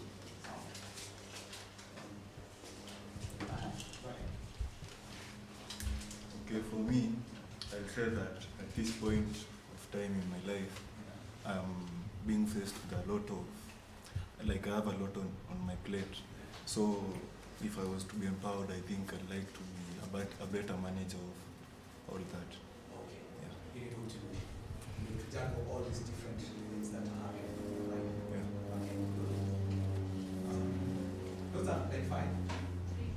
As I said to me and numbers, can see.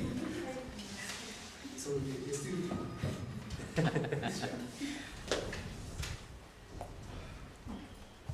Okay. I would say nimecopy yake lakini I'm also on that on his hiyo side yake ya kuengage watu, so I would really want more on how to keep people hiyo venye anasema to facilitate wase ndio especially the youth and the kids not having a teacher profession. I think I would really want to be more engaging to the kids on matters on education. Yeah. So no matter just be survive. So I move on. And that thing that is inside you, it could be like a talent, it could be a desire, it could be a dream, something that is unique for you. And I would encourage you to pursue it. It's also what sometimes is called prowess. Okay? And prowess is something that might be easier for you. It's not easier for other people, but it's just, something that is for you. And part of what the purpose is about is you activating that thing that is unique. You could be a good writer, it's something that you can use to lead others. It could be that you are good in arranging people or organizing people. You could be a problem solver. What is that thing? And because it's that thing that is going to be your currency to impact. Okay? Is to know what are you about. And then use that thing that is within you to move forward. Okay? For example, and I can start on the negative side of this one. When I was in high school, I played basketball. Okay? And I had dreams. Can you see where the dreams stops? Okay? Si mimi nilikata dream nilikata. Okay? Because it's clearly I'm not, at a certain level, I'm not good at it like that. So, if you want to be, I have been told, if you want to be a concert pianist, those guys, have you ever seen the way like people go to a mini and there are some people playing this like good piano music? For you to be a professional in doing that, your fingers need to be of a certain length. Not everyone can do that. Okay? So there are many things that we know we cannot be able to do. We are probably not gifted in those things. But there are things we are gifted in. Okay? I am not the loudest in any meeting. but I can outthink most people. And that's my superpower. That I always know I make money by using my brain. That I sit and I listen and I connect things. That's my superpower. What's your superpower? Because that is where the foundation of your success is. That's where the foundation of your impact is. It's not to be like everybody else. You know, we are Kenyans. If I open a kiosk and I have customers, Lucy opens. And we know Brian also opens. Okay? It's not about that. It's that you're unique. And you need to find yourself. And you use that uniqueness. We in a generation of where we are always trying to be like everyone else. Okay? I hope this starts you on a journey to have the courage to be different and to pursue that. Don't settle for like everyone. Someone said that we are born as originals but die as counterfeits. Because we want to be, ukisikia sijui ni chemical, we are all there. Ni business. We are all there. I shall not mention the person I was discussing with when we were multiplying the 50. Yeah, like chemical. Easy. And you buy eggs. Where?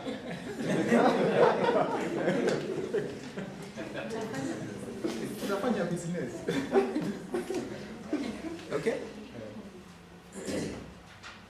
Be yourself. Know yourself. Be self-aware. And nurture that gift that you have in you. Okay? That's the difference.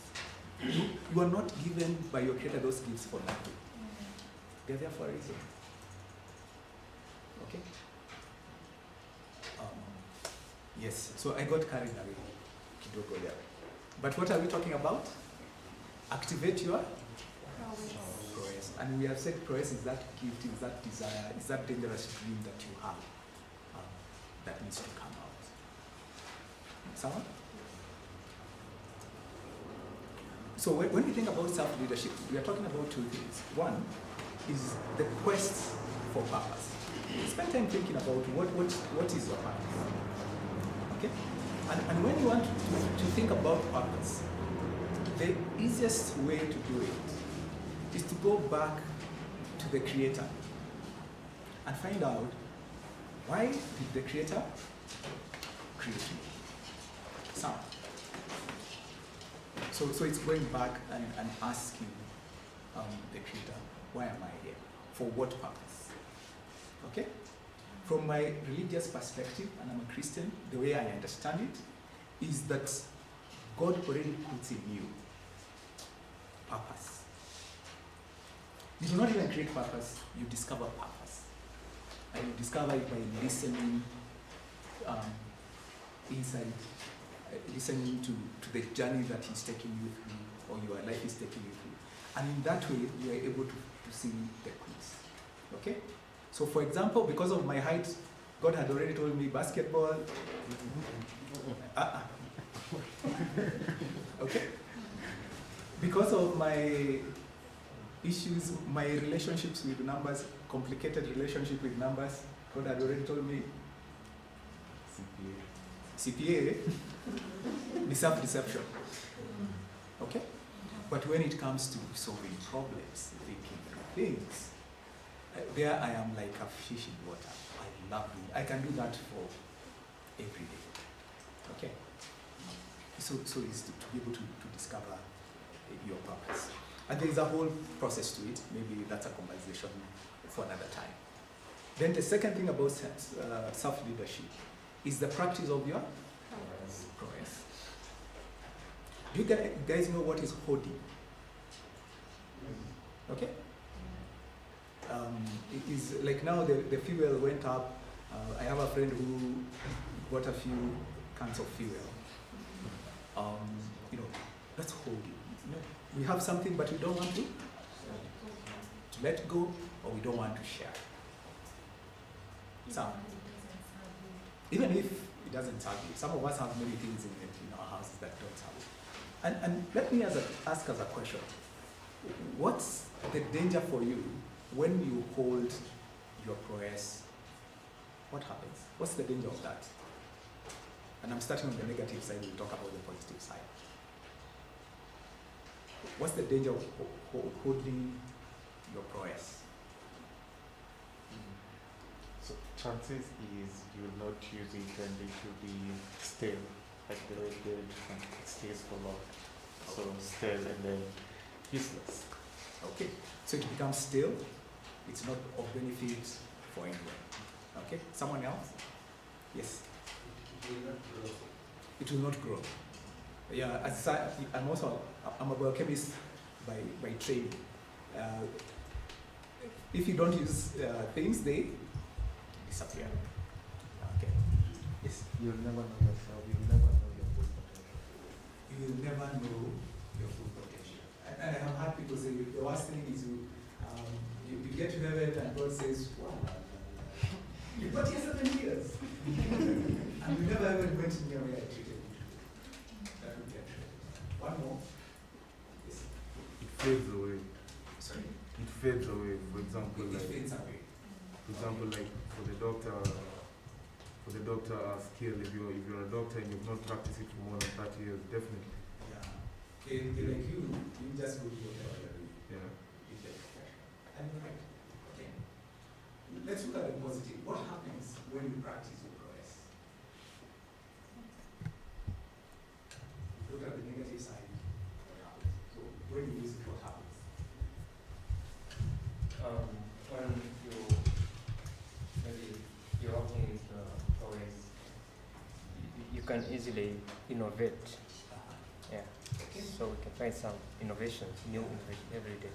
I like that because it means you're spending a lot of time thinking about it and you're able to see the gaps that exist and able to innovate in that area.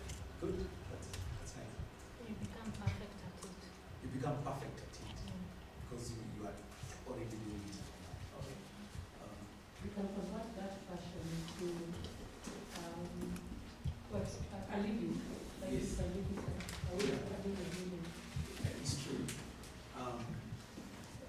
Most of us are trained that we go to school to get a degree, and that's how we get a job. But many times, you actually make no money by just harnessing the rest. There's growth. There's growth either mentally or physically. Yes. It's able to grow. Yeah. Okay. Good. It's growth, physically and mentally. And you can see that there are many positive things that come out of it. Go ahead. That's you get satisfaction in the passion that in what you are doing. Yeah. That passion, and see, it gives you satisfaction, which even if it is not materialistic, but inward, you get that satisfaction that you have achieved something in life. Okay. And that's a great answer, and in my head is now confused because it can take me to another whole direction. But that aspect of satisfaction, human beings, according to psychology, are motivated by two deep longings. Okay? And the first one is what is called love stroke security. We want to be in secure relationships. We want to feel we are loved, we are treasured. Okay? And the second thing is what is called significance or impact. Stroke impact. That we want to do something with our lives. We want to cause a change. Okay? And it's one of those things that particularly when you're between 25 and 32, in between there's something called the quarter life crisis. And it's normally a crisis of significance, of asking yourself, am I doing the right thing? Okay? And part of it is that desire that we have inside to be of impact, to do something that causes us to feel significant. And this is the interesting thing. You never feel significant for doing things to yourself. Okay? It's things you do to other and for other people. And even as we have talked about ProS, one of the things that I had, and it's okay, we are starting this conversation, I heard about things about ourselves, how we grow, how we do this. But the best way to actually practice your ProS is by serving other people. And I'm glad you're already doing that. Okay? Use your ProS. And ProS sometimes can be time. If you have time, you have a resource, use it to serve other people. Because that becomes the basis to the next stage of your life. I started as a biochemist. I ended up working in church and doing life coaching and leadership coaching.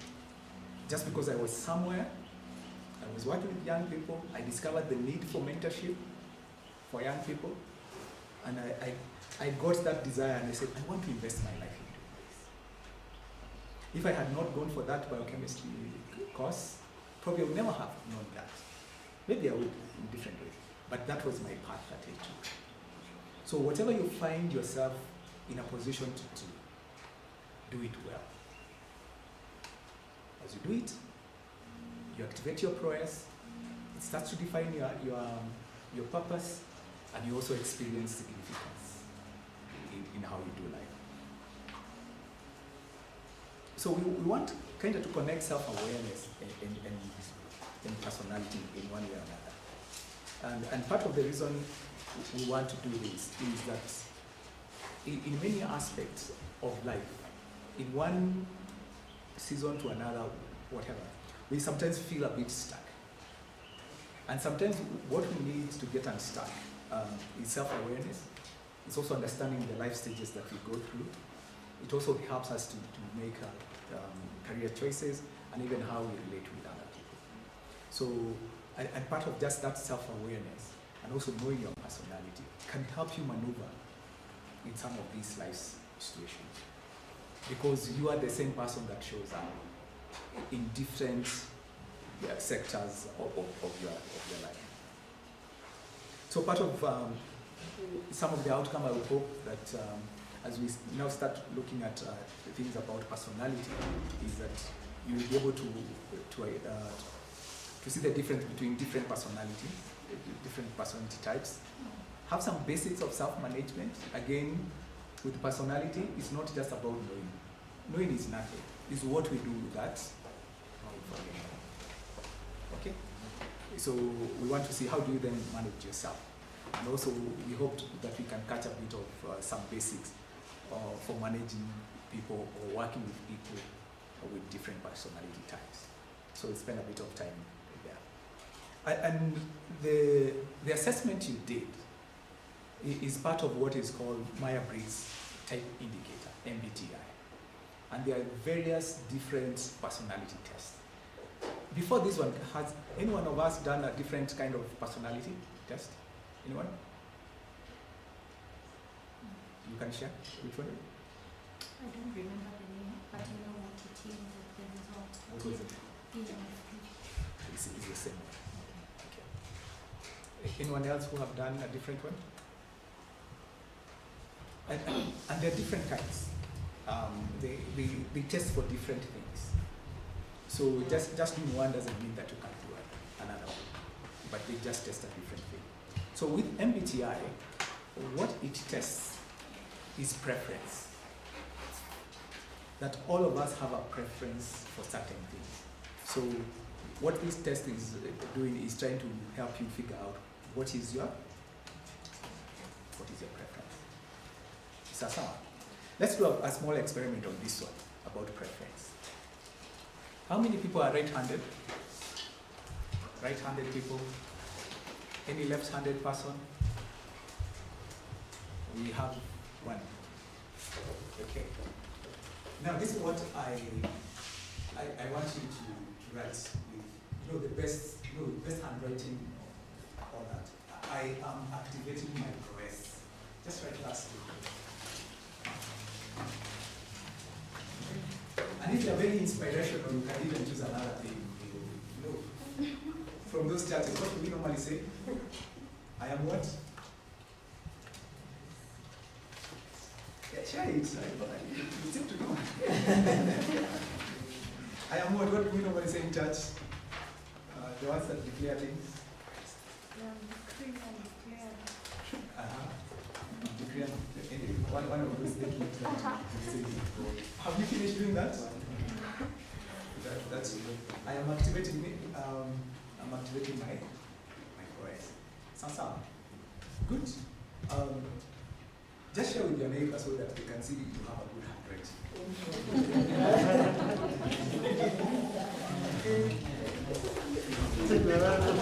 Don't take my neighbors.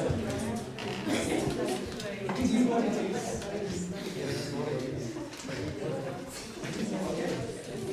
Good. Now let's do the second part of that exercise. Now with your other hand, if you are handed the left hand, that's one right. I am activating my OS. Nice.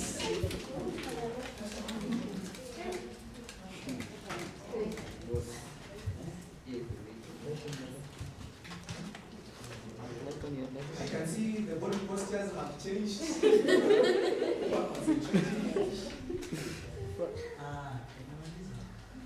The handwritings have evolved.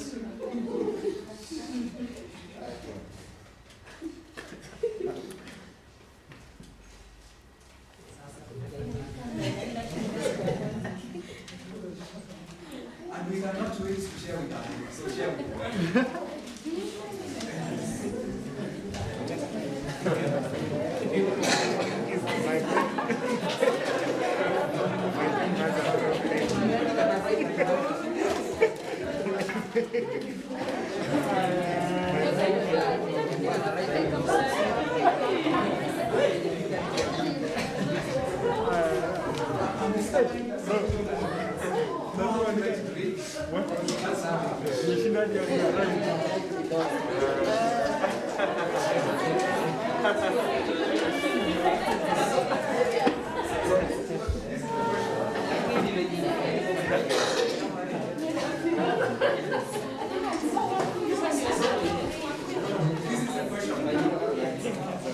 How was it for you? Writing with your not dominant hand. Please share. What's your experience? It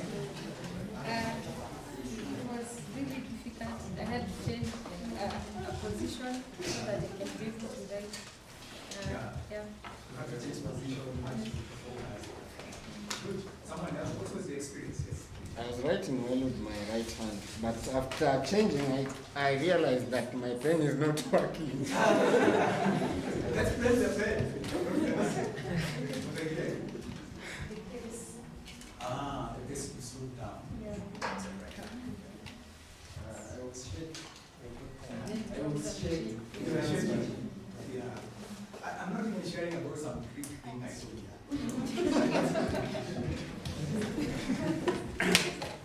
Writing with the left hand really took a lot of time. Sorry? It took a lot of time writing. It actually took some energy to do it. You were actually efforts. Yes. Okay. And this is the point. That sometimes, if something happens to your preferred hand, okay, and you are forced to use your other hand, you can actually be able to use it. First, it might be very hard, but with time, you can get a good hang of it. I have been attempting to learn the guitar. And one of the things that I had to do is that every finger on my left hand has to have its own brain. Because each finger is doing random things. And with time, you just train yourself, and the fingers just move by themselves. So it's possible that we have a preference, but we are also able to use the other side that is not our preference. So, and that's the whole concept. When you think about MBTI, what is assessing is preference. Where do you like spending your energy, your resource? That's what we're measuring. It doesn't mean you can't travel to the other side. You will travel to that side, but you will normally come back to your preference. Okay? And I want also to say this at the beginning, because so that we don't get lost in this. There is no good or bad personality. It's what you do with it. And I say this because some people want to know about their personality so that they can be saying, mimi najua mimi nakuanga hivyo. Nilikuwa hivyo, nitakuwa hivyo. No, that's not the point. The point is for you to discover what is your strength and how do you then manage areas of growth in yourself. Okay? Tuko pamoja? So, and these are the 4 preferences that we want to talk about. The first one is what you focus on. Imagine you have a preference of what you focus on. The second thing we look at is how you process information. We all don't process information the same way. We have different preferences on that. Then, how you make decisions. Okay? We also have a preference, yeah. And how you interact with others. Okay? So these are the 4 preferences that we look at. And we'll start on the first one, what you focus on. And there are 2 angles to this. And I know some people had an I. How many people had I in their code? How many people had E? Okay. The rest of us, what did we have? Because the options were either I or E. So let's try this again. How many I's? Okay. E's? Okay, Vincent. You go which one? E. Okay. It's out. Okay. So the E is for extroversion, and the I is for introversion. Okay? So introverts, the I says that you have a bit of introversion going on, and E says you're more on the extroversion side of things. And let me ask a question before we go on. When you are tired, how do you recharge? Do you know how you recharge?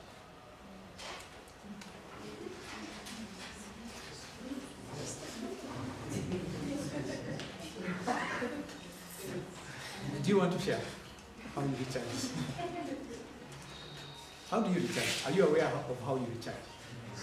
Okay, share. I hold it. Sorry? I hold it. I didn't share, sorry. I go on holiday. You go on holiday? Okay. That's how you recharge. So, time. Okay, someone else? I'm tired. For instance, I'm working on something. Nafunga kazi, naingia simu kidogo, naangalia status, na chat na watu wawili, nafunga simu, narudi kazi. I do a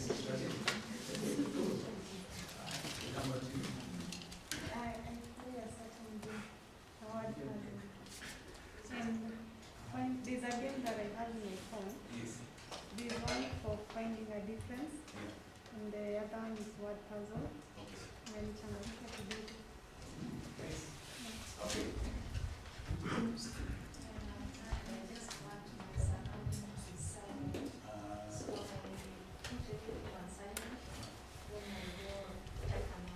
Okay. Totally different, eh? Hashi is like silence and everything silent works. Okay. You then will take one more from the back then. I stopped doing whatever I'm doing. I just take a walk. You take a walk. Okay, good. At the back? Actually, when I do, I didn't hear, sorry. John. Uh-huh. So what I do is just take my phone, and I will start reading some Kenyan music.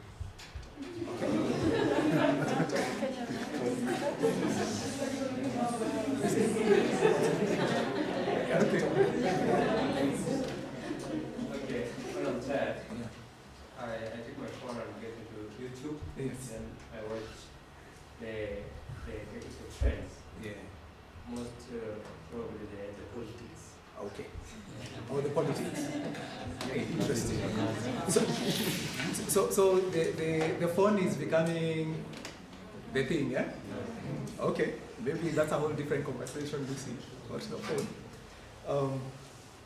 But this is the thing. that the people who are on the extroversion side is that their focus is the external world. Okay? And people who are on introversion, their focus is the inner world. Does that make sense? Think inside there is a world, then there is outside as a different world. So someone who is on the extroversion, for them is the outer world of things, of actions, of people, of activity. That's their thing. And then the people who are on the inner world is of thoughts, of reflections, of emotions.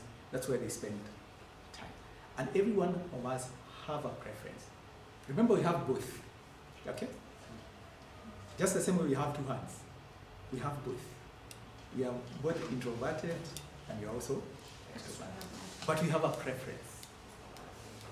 And I think it's nature that prefers for us. That by nature, if you're on the introversion, if you are just left by yourself, you go back to introversion. If you're extroverted, you go back to extroversion.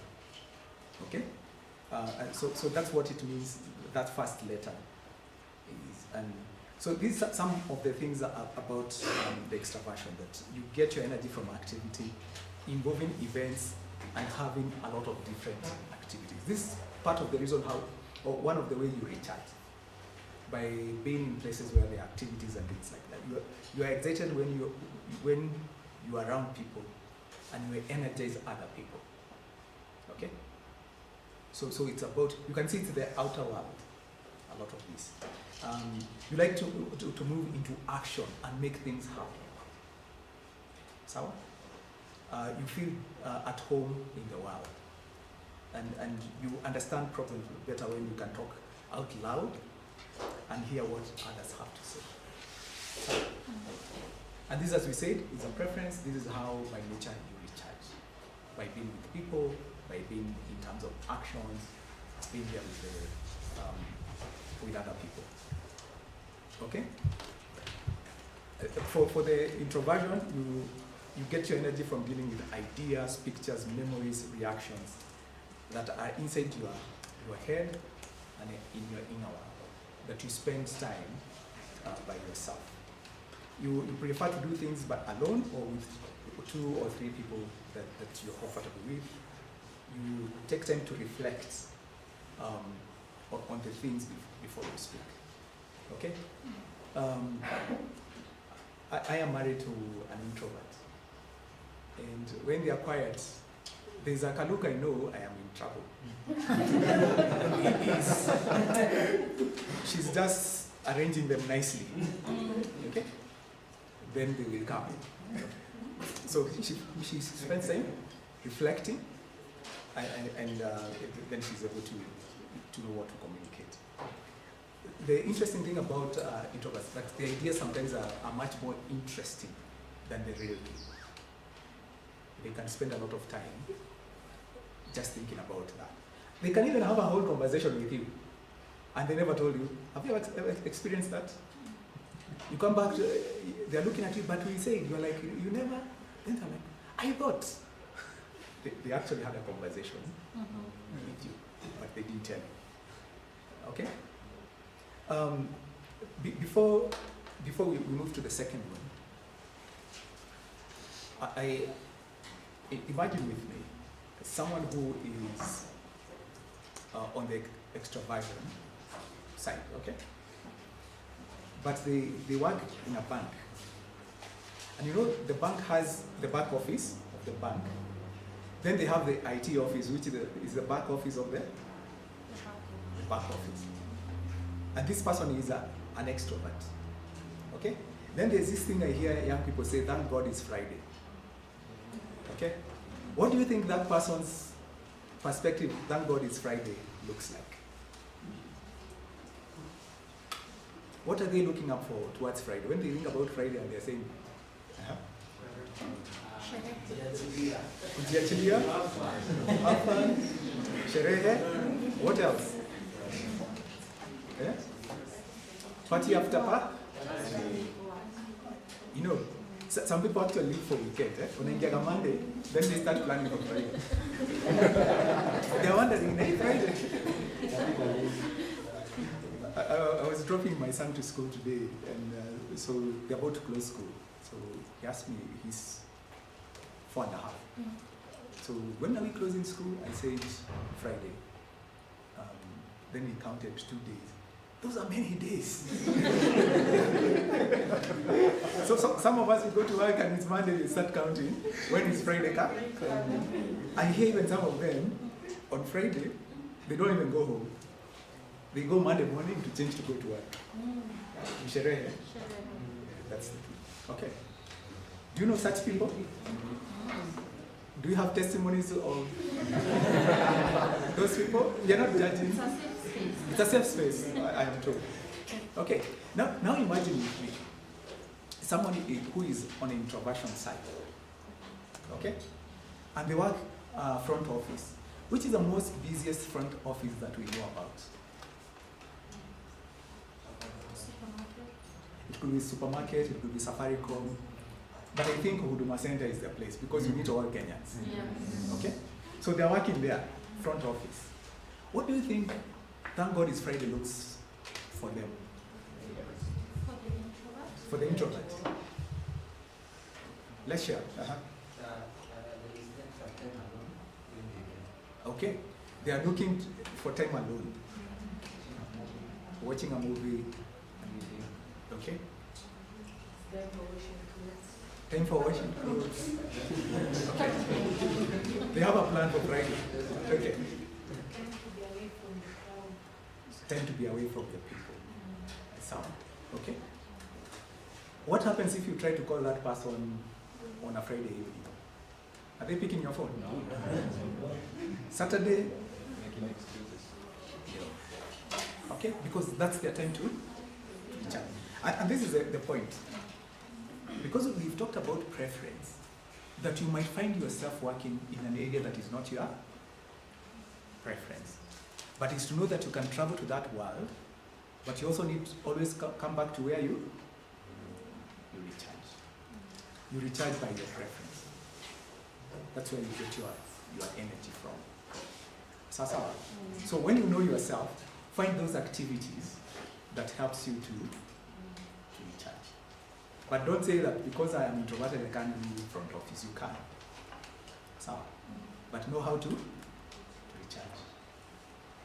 If you work with extroverts and they have to sit behind a computer the whole day, they are the one going for water, then they can't protect everyone. You know, they're managing themselves. Any confessions? Ama, when you're revising for exam, there's that guy who comes to your room asking for random things. They just can't just focus and they need to be with people. Okay? How we process information. Again, remember we said it's a continuum. We have two extremes. The first one on this is what is called sensing, and then on this other side is intuition. We are somewhere in between there. You have a preference there. So for people who are sensing, what that means is that they take in and present information in a sequential, step-by-step way. Okay? And people who have intuition or who are intuitive, they take in and present information in a snapshot or big picture. So for people who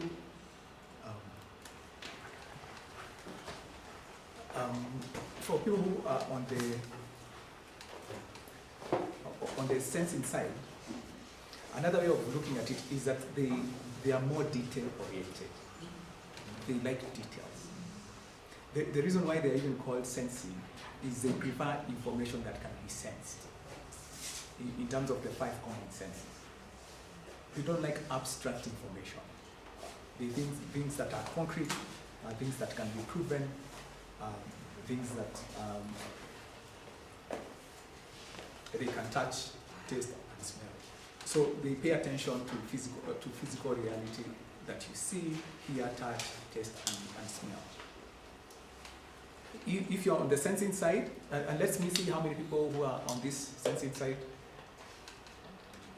who had an S in their code. The second digit was an S. Have one. How many people had an N? Okay, so most of us are on the intuitive side. Okay. If you're sensing, you are concerned with what is actual, present, current, and real. So they are very, very concrete. They want things that work, things that have been proven to work, then they are okay with that. You notice facts and remember details that are important for you. So they are very detail oriented.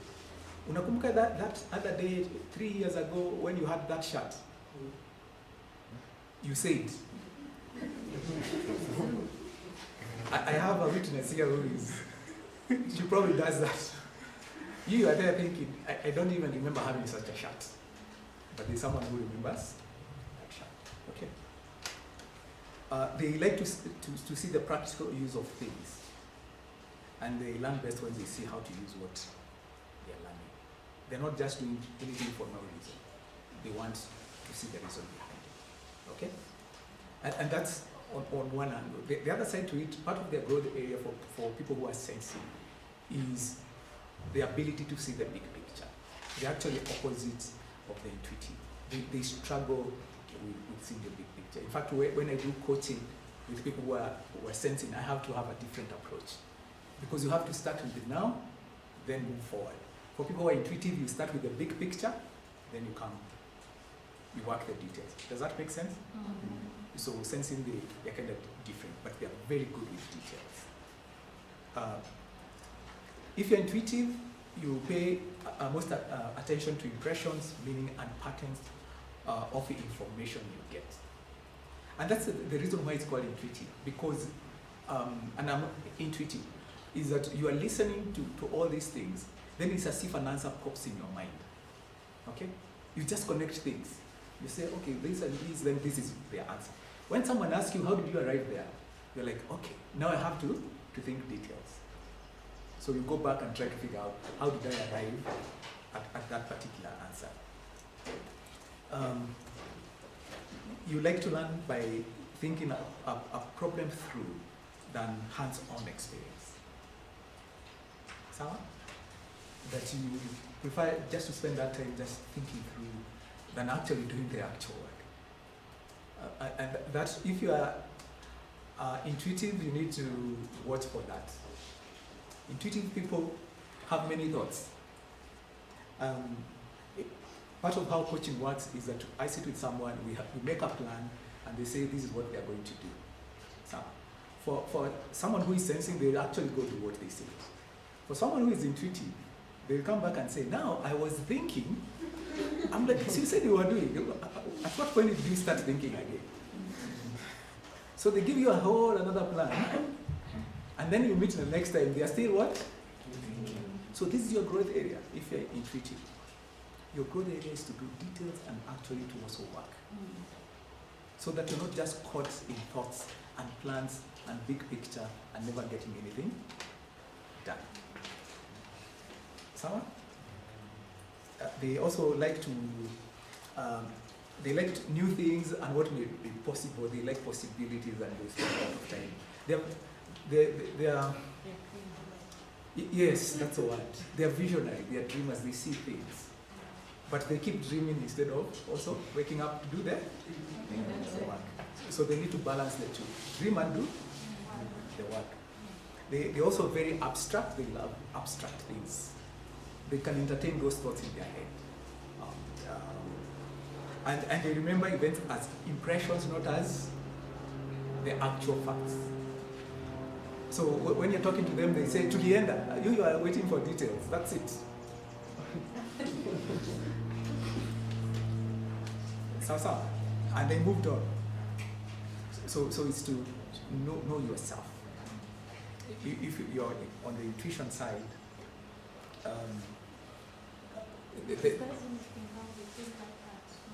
no, as we say, there's no good or bad, personality. Because there's a place for both in terms of, even particularly now when you work with other people, is because, for example, I am very intuitive, so I prefer to work with people who are more detail oriented. Okay, because I miss the details. I am too big picture. I need someone who says, your picture is lakini, have you considered 1, 2, 3 things? Okay, so it's know yourself. So if, for example, you are also very detailed and you get caught up in details, you need someone who helps you think through the big picture. I had seen a hand somewhere. Yes? Yeah. Can I ask something in between? Like, you are sensitive also. It's possible, and there's two ways to think about it. One, I forgot to actually tell you to look at the percentage. Each of those came with a certain percentage. There are some people who are near 50s, okay? That means it's easier for them to move to the other side than someone who is probably on their 90s on that particular issue. Does that make sense? Mm-hmm. So there's some people who are easy to travel that. But also remember, we have what? Both of these things, but we have a what? A preference. So you're both, but you have a preference. So you can actually do these other things, but come back to your preference. Okay? Okay. Let me stop there a bit and ask, is there a question? A thought? A clarification? Are you starting to see yourself? Is this making sense? Share a bit of what is making sense to you.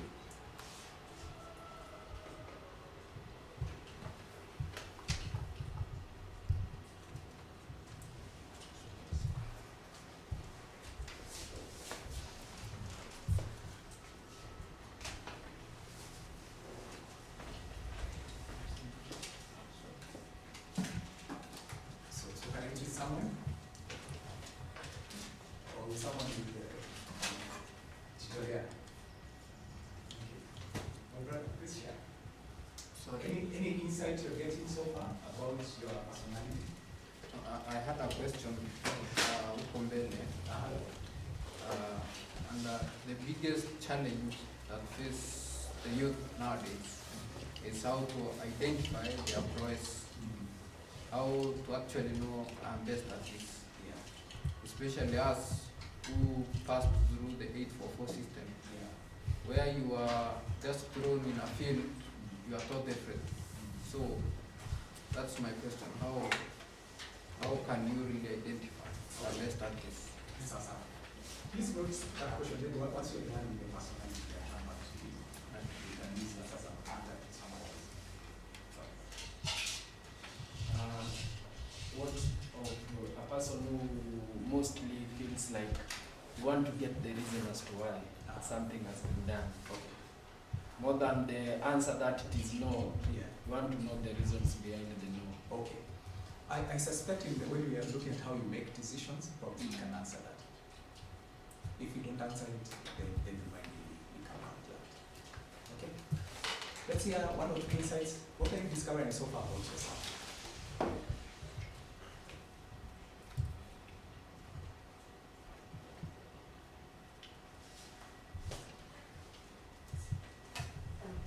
Discovered that sijanalisha.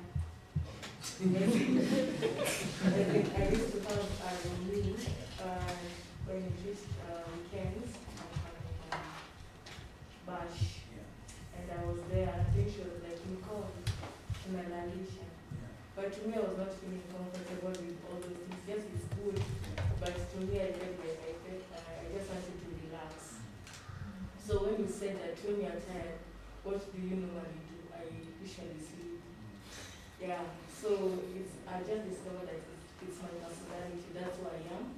And after seeing that you are not doing like a equal vizuri with that girl, she was more of an extrovert than me because I'm an introvert. I just decided to move out, like just from Zuri.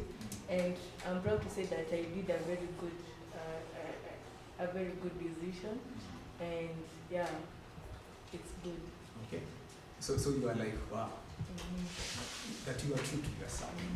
Okay. Okay. I'm learning that me personally, kazi yangu ni kusumbua watu. Mimi nikichoka, niko kila mahali kwa ofisi. So nilikuwa nafikiria maybe nikuja kujua si shida. That's why I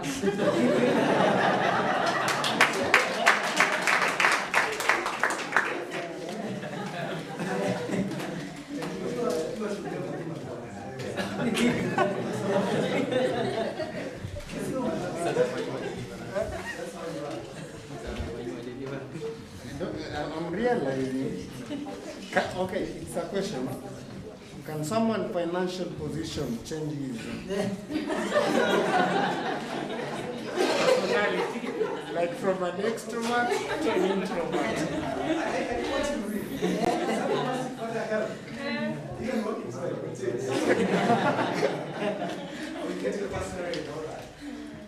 Those examples come. First, you go back to your. You might try to change, and that's the interesting thing. Part of my work as a coach is to listen. Part of coaching is about listening and asking questions. And someone can tell you many things, but when you listen, you know. And when you know how to listen, you still find it there. Okay? And that's a whole different conversation for another forum. Someday when Lucy invites me again, we can have a whole discussion about what is called the super self. How we get it, how we can get out of it. Because I would not want any of you to spend your entire life financing a lifestyle. Okay? Because it's very, very easy. Okay? Ukipata do hivi, hatukujui. No, there is much more to life, but that's a whole different conversation. So, what's the best type of situation when you are either introvert or extrovert? Because, for instance, I have a deadline that's on Monday that I'm supposed to kuandika report na submit. Nitapiga ma story on Sunday. Nitakaa hapo saa 6 usiku nimalize kila kitu perfect nitume. Same to when I was in school. Exam iko karibia, nasumbua watu. Then hiyo siku ya day to exam nimekaa nimemaliza, then I'm like nangoja exam iishe na kalamu. And then there is also other situations, maybe there is some situation at home that's maybe not good. I find myself stuck in company ya mtu, I just want to sit with myself being naeka simu silent, naeka sometimes flight mode. So when is really the best moment of time to measure? You are in between. I'm not sure there's any good time because it's awareness. The one thing that I'm hearing from you is some self-awareness. That you know how you behave in certain ways, which is a very good thing. In fact, e-conversation is just giving you a structure. Okay? That now you can use and say, I understand why I do 1, 2, 3, 4. And I wanted to ask, because there were those 4 letters, what was your 4th letter, if you remember? It was either J or P. If you remember, you can tell us. Okay. We'll talk about a bit of that, but I hear you. There's one more question, then because of time, we need to move on. Actually, it's an observation. I think most of us already, we have already placed ourselves on either sides of these discussions, yes? Like either we have already known whether we are introvert or extrovert. But now discussing this whole thing and realizing that it's a whole topic of philosophy, it's just helping us actually identify that it's not a problem whether if you are an introvert, whether you are an extrovert. So it's like it's a natural thing that everyone else in the world is experiencing. And that's a very good point. Because nobody said there's no good or bad. We are in a season where, for for example, extroverts seem to be better people. Okay? There's that narrative, yeah? So if you're an introvert, even you now go even deeper, hiding, because people are, no, different. You know, you even start feeling like you're not part of the that's you're watching. I am amazed at the kind of thoughts introverts have. They're just quite like they open their mouth, you're like, because some people are thinking, and they're able to do the poetry, they do a lot of other things. Because it's just the way they are. It's how God designed you. Okay? And we say, know yourself, then it allows you to move to the other world and do what you need to do, then come back and recharge. So, and that's the awareness that you want. There's also something called self-compassion. You're hoping that you have what? Self-compassion. That like yourself. You're who you are. Okay? And ignite the progress that's about you. Not about other people, it's about you. And use that progress to be a blessing to make impact, to change people's lives. More than just keep looking inward and saying, I wish I could be life of a party. You're wasting your time, you are not. And even if you try, you'll never probably be as good as the other person. It's just that awareness, okay? Allow me for us to move to the next one, and this is how you make decisions. Again, remember, it's a continuum, and with each of us have a what? A preference. On one side is thinking, and on this other side is what? Is feeling. Now, if you make decisions based on thinking, this is what it means. That you make decisions by stepping back from the situation so that you can have an objective view of the issue. So, you kind of detach from the situation. On the other side, if you make your decision based on feelings, and this is also what is called empathy. If you have empathy or you make decisions based on empathy, what you do is you move into the situation to be with the people and so that you're able to see what's going on with the decision that you are making. Okay, does that make sense? So thinking people take a step back, feeling people do what? Step in. Sawa? So the thinking, if you're on the thinking side, you make decision, you find the basic truth or principle to be applied, regardless of the situation. So you're looking at that principle that you can always apply. That's how you make decisions. You like to analyze pros and cons, and then be consistent and logical in deciding. You don't want to make decisions that, at my feelings, no. You want it clear cut. Facts, logic, this is how you make decisions. You try to be impersonal, and you not let your personal wishes or other people's wishes influence you. You stick to the decision, to the facts, to the principle. This is how things should be, and this is the decision I am making. So some of the things that people who are on the thinking side like is that they enjoy technical, scientific field. They like to things that have a lot of logic in them. They notice inconsistencies. When you're having a conversation with someone who is on the thinking side, do you know what they're listening for? I'll tell you. What is not consistent. And the moment they hear it, they don't take you serious. They decide you do not know what you're talking about. Okay? And having said that point, how many of us are on the T side? The T? The thinking people? Okay? You can see a few hands. The thinking people, okay. You make decisions based with your head and wants to be fair, so they're also driven by fairness. They believe that telling the truth is more important than being tactful. Mimi nimwambia tu, mimi si unajua mimi nakuamri.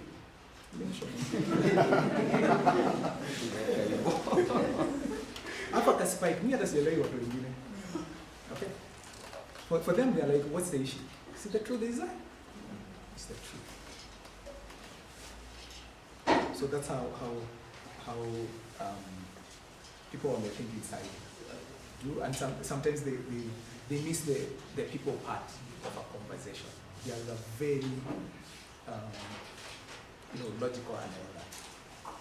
They're also task oriented and can seem to be uncaring and indifferent. Okay?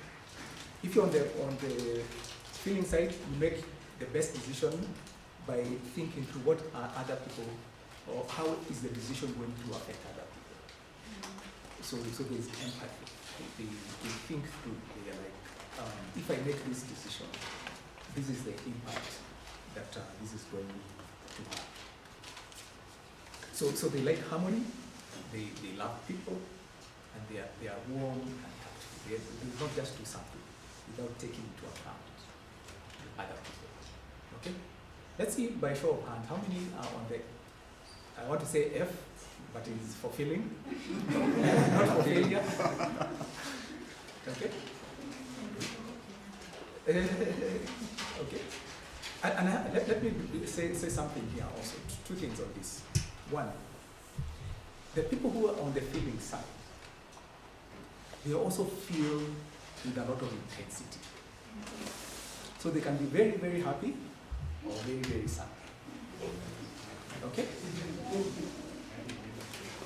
So if you are fluctuating like that, don't ask why, just sometimes they even get confused by themselves. They're like, hey, I don't know myself. So that's one. Two, a lot of men who score on the feeling side, they tend to feel very, very not manly, if I may say that. They feel, oh, I'm a man, I should not have feelings. Okay? For me, I'm on the thinking side, totally, anyway, on the extreme.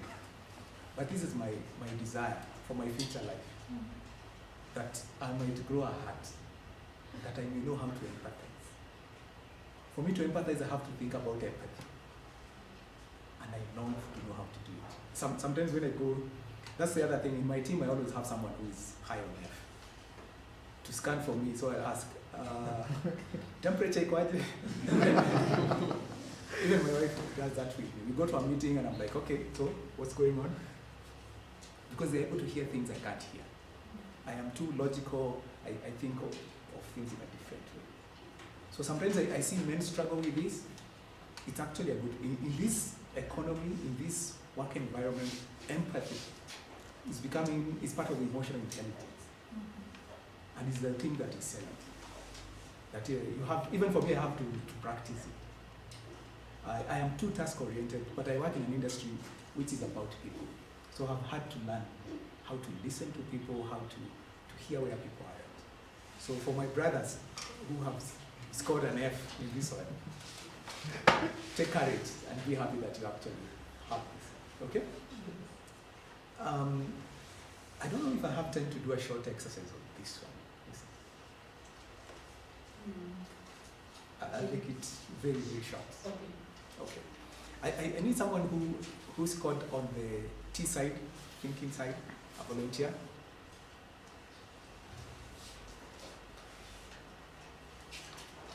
Okay, we have one. Someone who scored on the F side.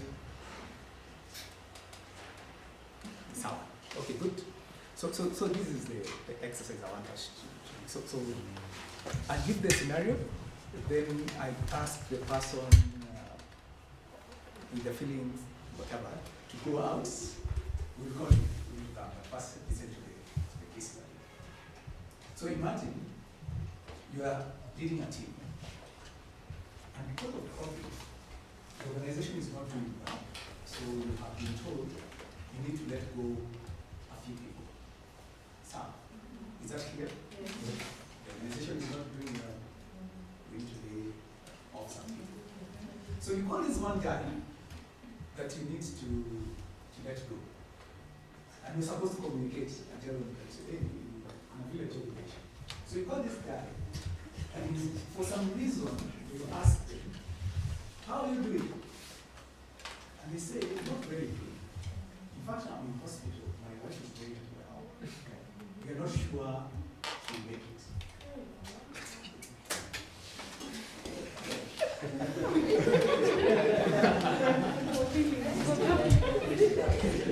Sawa? We are together? Cool. So my two volunteers are going to fire that person. So the person will, what's your name? Sorry? I can't hear you. Sereta. Kindly take a walk as we allow my brother to fire me. I am that person that needs to be fired.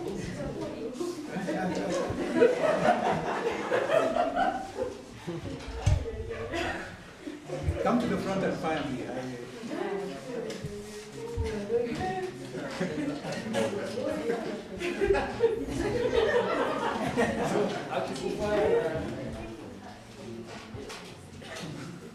Mwenye ananijua acha kucheka.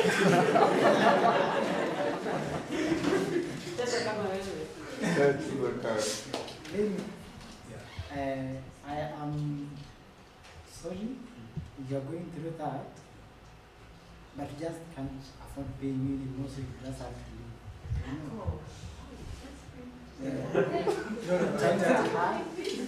Times are hard here, and we have to reduce the wage bill.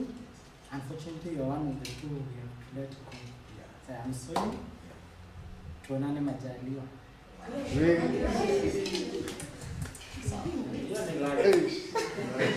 Let's appreciate him.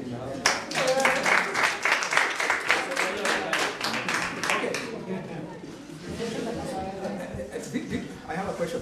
How many people identified you would do exactly the way he did it? Okay?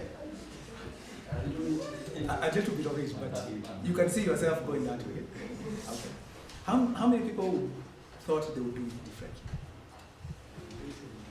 Okay, so okay, so called Senator. Let's see how she will fire me nicely. After this, I need to be fired nicely.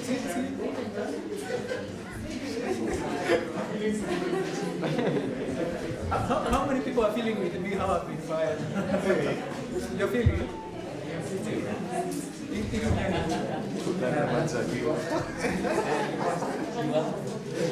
Come to the front and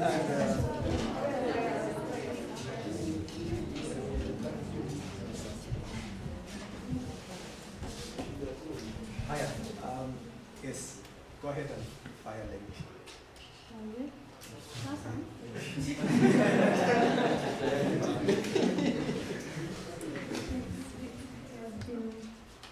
a very tough season for us.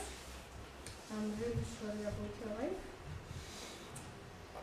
Lakini sasa, we are really experiencing difficulty, and we have to find ways of trying to keep up with the situation right now. So I'm truly sorry. Oh. I'm truly sorry about your wife. All will be well. And I have 2 kids. Good.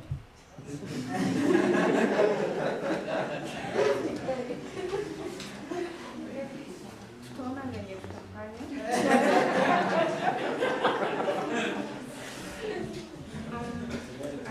I'm truly sorry, but when everything gets back to normal, I'll truly call you back, and my prayer is with you and the family. Pole sana.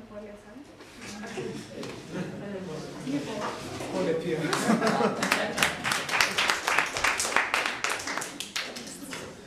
Yeah. I have a question. You know, your wife is not a member of staff. So what if and your kids do not contribute to my organization?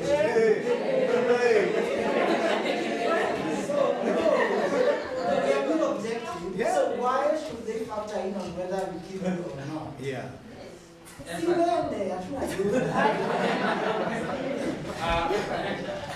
correcting him. I'm trying to shed the light that in any form of work, if somebody has got a responsibility in terms of human being, kids and a wife, they deeply contribute in that person's impact for your organization. For example, mtoto ni mgonjwa, na truly yani mama hata labda yuko ametravel, na anafaa kupelekwa ofisi na hakuna mwenye anaweza msupport, anakatua hapo kwa nyumba peke yake. Anatamani kuja job aambie mtu. Unaona tu performance yake ndio iko chini, but you don't know why. Hadi unamwambia manze, you are not working the way you are supposed to. You have been working.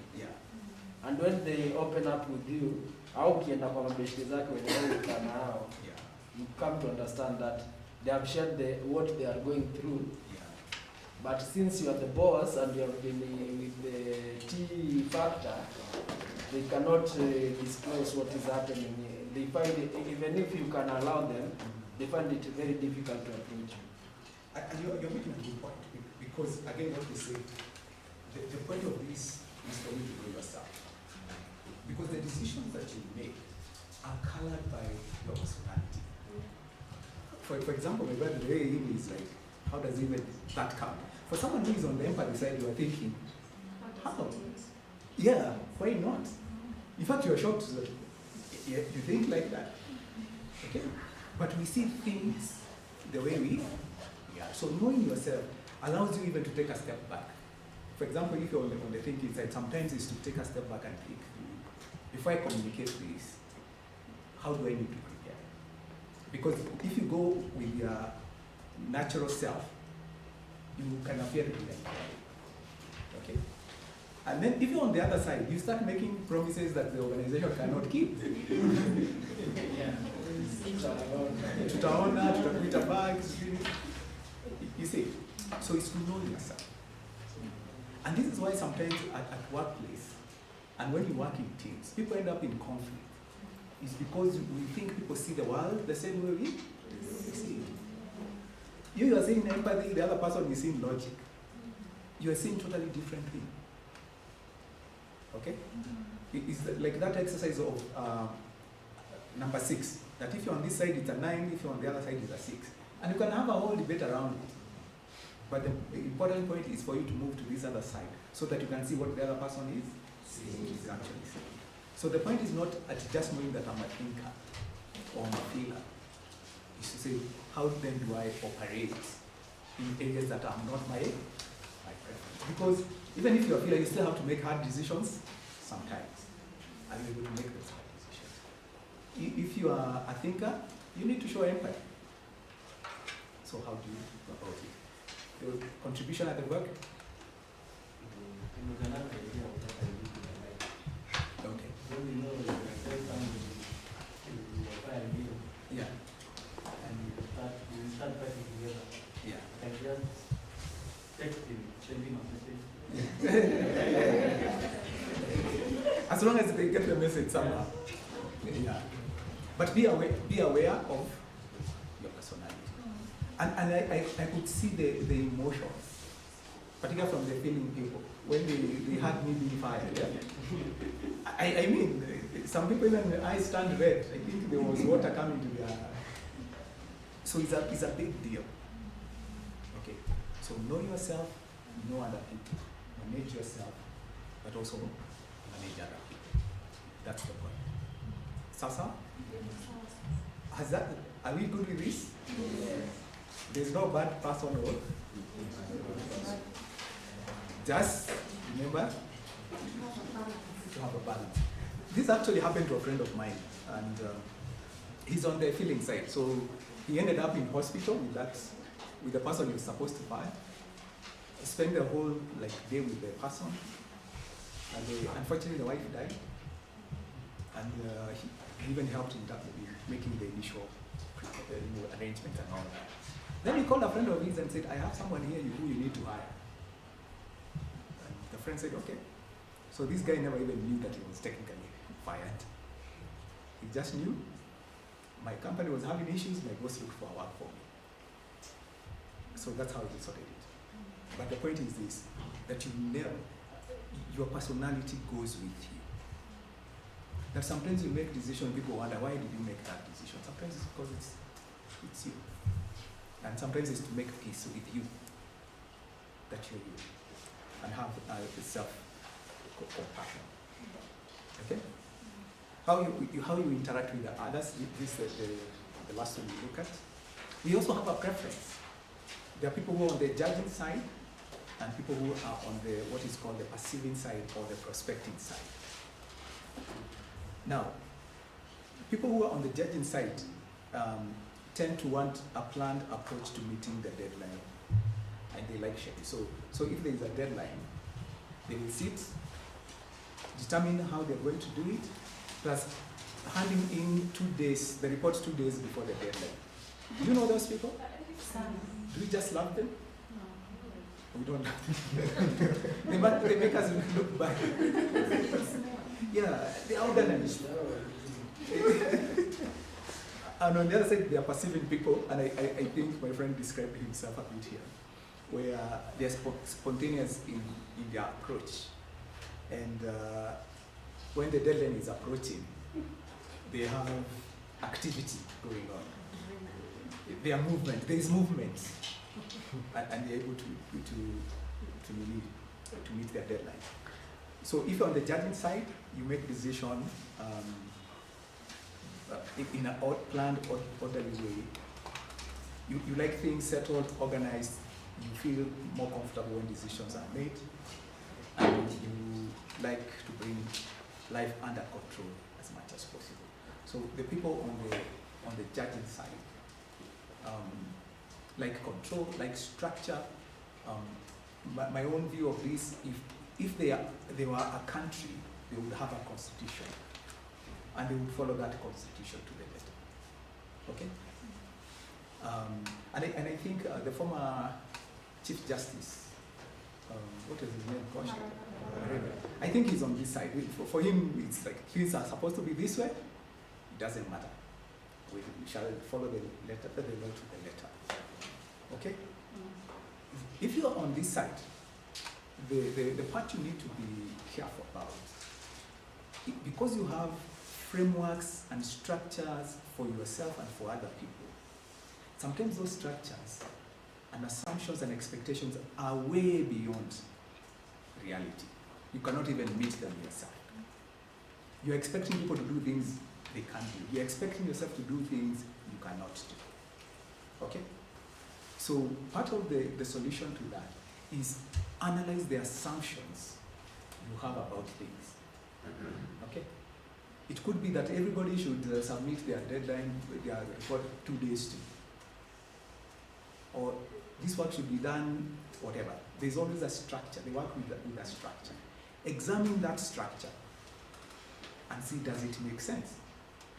This thing that you're saying is important for you, does it make sense? Examine the assumptions behind it. Okay?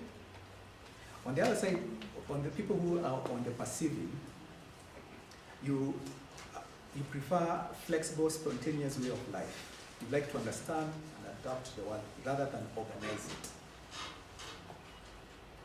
Does that make sense? The judging person looks at chaos, and the first thought is, I need to what? Organize it.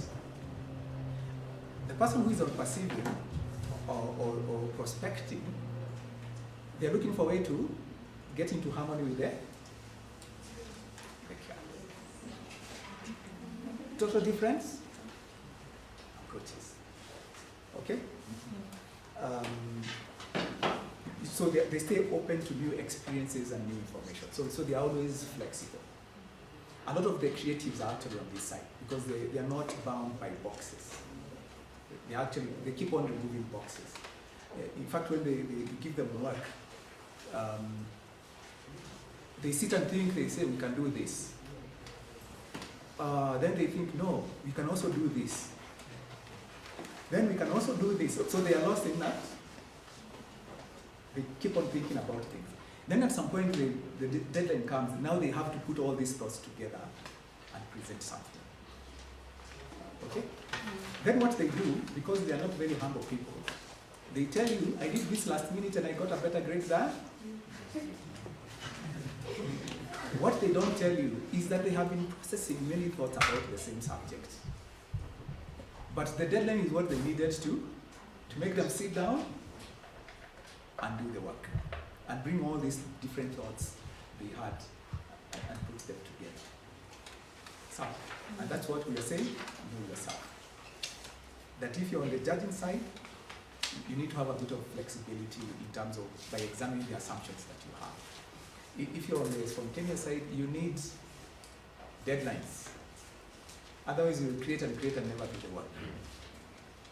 Okay? So you need deadlines, you need a structure, you need to work in teams, you organize yourself so that what is an area of growth for you becomes a positive. So you work with other people and that helps. Sorry? Yes. Yes.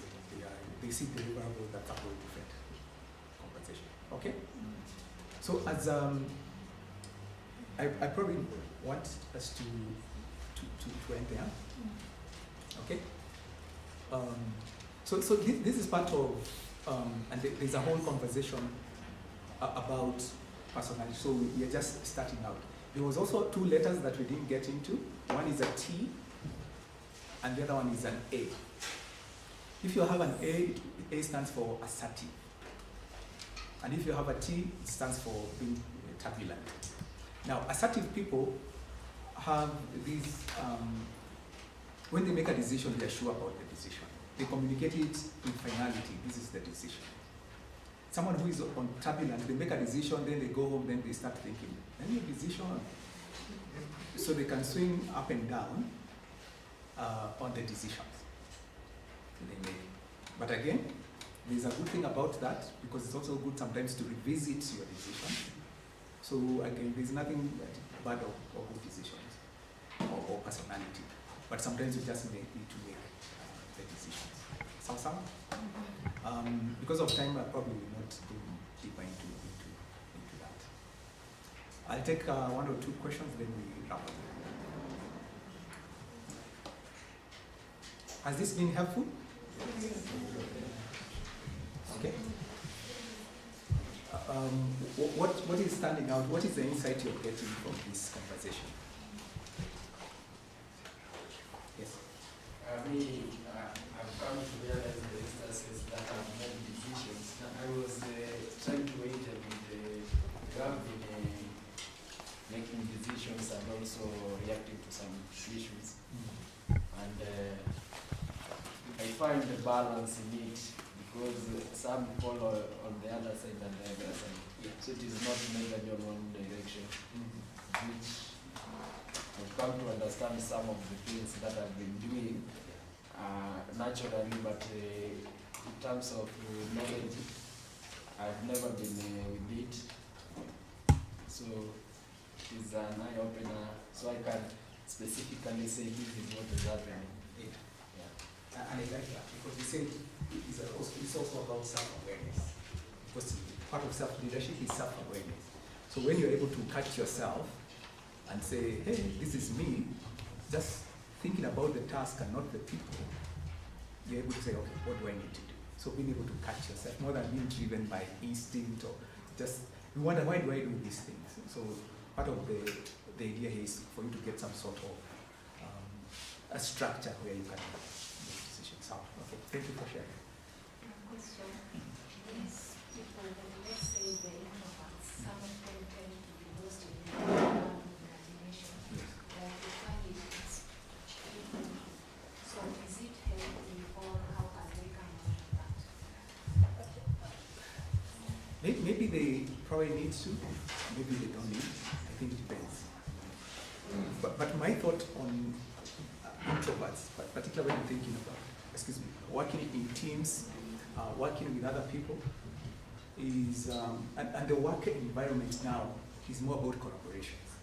That when you are called for a meeting, when you sit on that table, it's because you have a thought. We are what is called knowledge workers. You have a knowledge, you have a skill, you have something that you can bring to that conversation. Okay?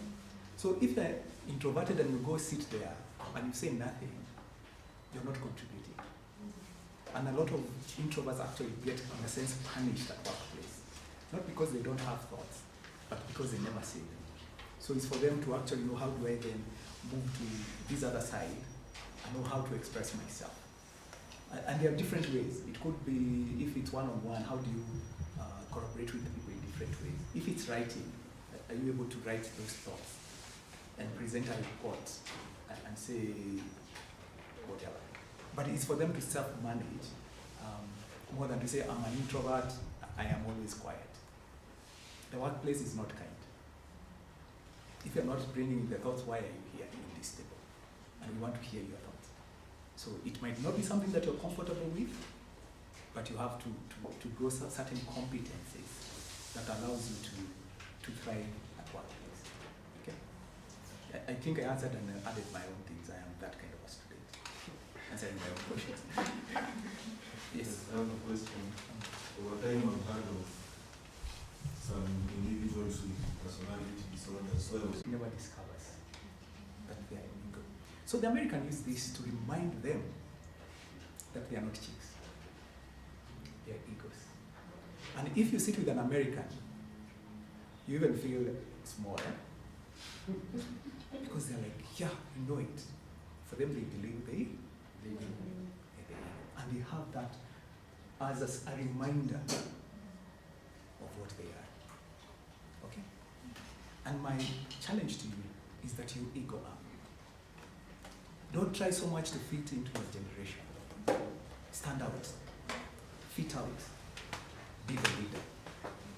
Ego up. Okay? Ignite your progress and pursue it.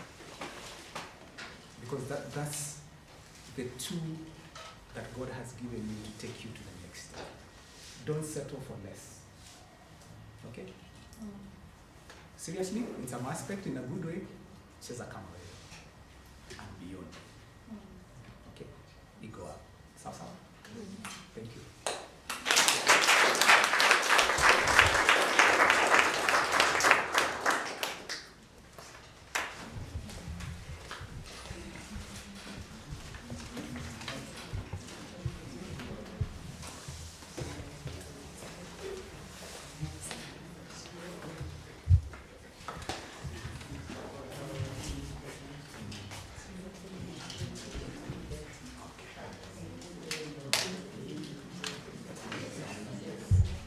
So, thank you very much. I told you,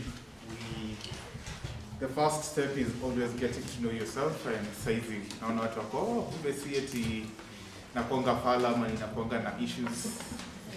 Wase, the guys wenye tuko na feelings, si eti tuko na feelings.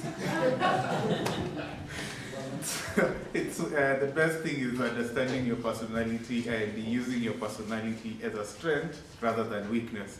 So we really appreciate it. Ingekuwa wakati wa Nyayo tungepiga makofi ya Nyayo, lakini sisi hizi tuko era gani tupige makofi ya era gani?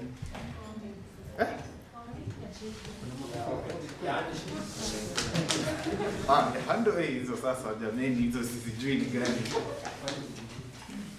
TPT, exactly. So where I come from, actually local relations. When a child is born and gender, mambo na gender, I don't know how much you got the same. So if it's a boy, wanapewa relations ine. If it's a girl, wanapewa relations tatu. The feminists in the house, please do not kill me, the customs. But so, from what coach has presented, I want us to give him inaitwanga makofi ya Nyayo tano. Nne, yes, nne. So tunaanza. Nataka kufungua watu wa Nyayo wako. Oh, moja, yes, thank you. Moja. Mbili. Tatu. Nne.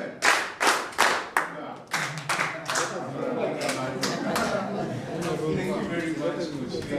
Now, let's take a short break.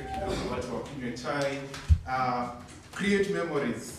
Tujafunga chapters ya relationships. It will learn a relationship. So create relationships. Find your business partner up. As we go have tea, then we come back and we have the next session. Yeah? 10 minutes, yes. So after 10 minutes, we all come back. Please stand outside here. Please, let's come back in 10 minutes because then there's something we need to do.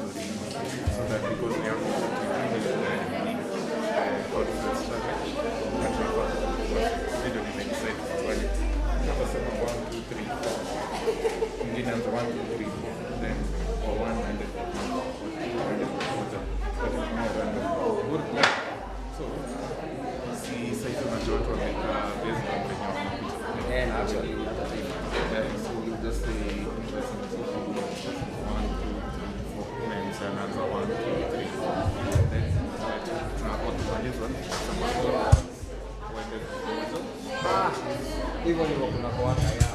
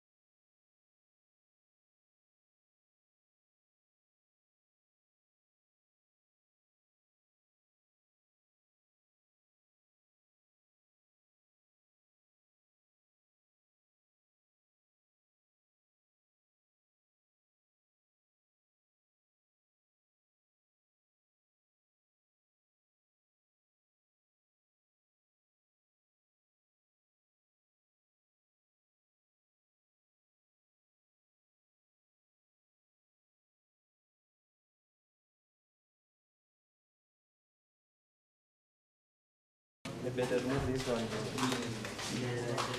Yeah, do it now. Okay. As I stated earlier, Isaac Sarioyo is my name, and I am a youth fellow, and I worked at an organization called Osotwa in Laikipia County, and I'm going to share some experience that I had. And maybe to start with, I want to tell you that I am a BOM chair for a certain school that Laikipia County, in a school called Ngabolo Primary. It's just a local school, and in fact, that's the school I was then when I was in primary, and I was the head boy, and that maybe being that head boy is what contributed to me that I am now serving as a BOM chair because of what I did when I was the head boy in the school. And some of the activities I did when I was the head boy is the fencing of the school and some environmental activities.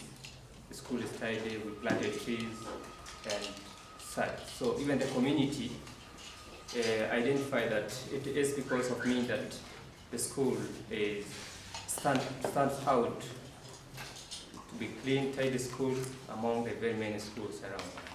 And I was known as best performing head boy in the area, and maybe to cut the long story short, that contributed to my service now. And as a youth, I've achieved so many. Being a youth, serving that big position, you know, some of us cannot maybe believe that we can also serve in those leadership positions. And maybe I can just encourage you that we should stand to be counted in every decision making in our areas. And some of the activities that I did for my school,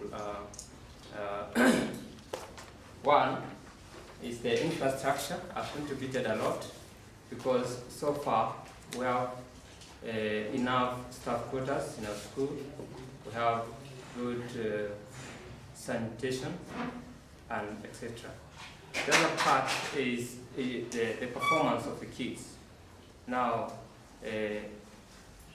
many kids are performing well when we compare last time before, when we are not in leadership. And I can just say I'm proud to be here and to tell us the story, because we managed to do very many things serving as the chairman, because as one of the role of a chairman or as a BOM chair or a BOM member,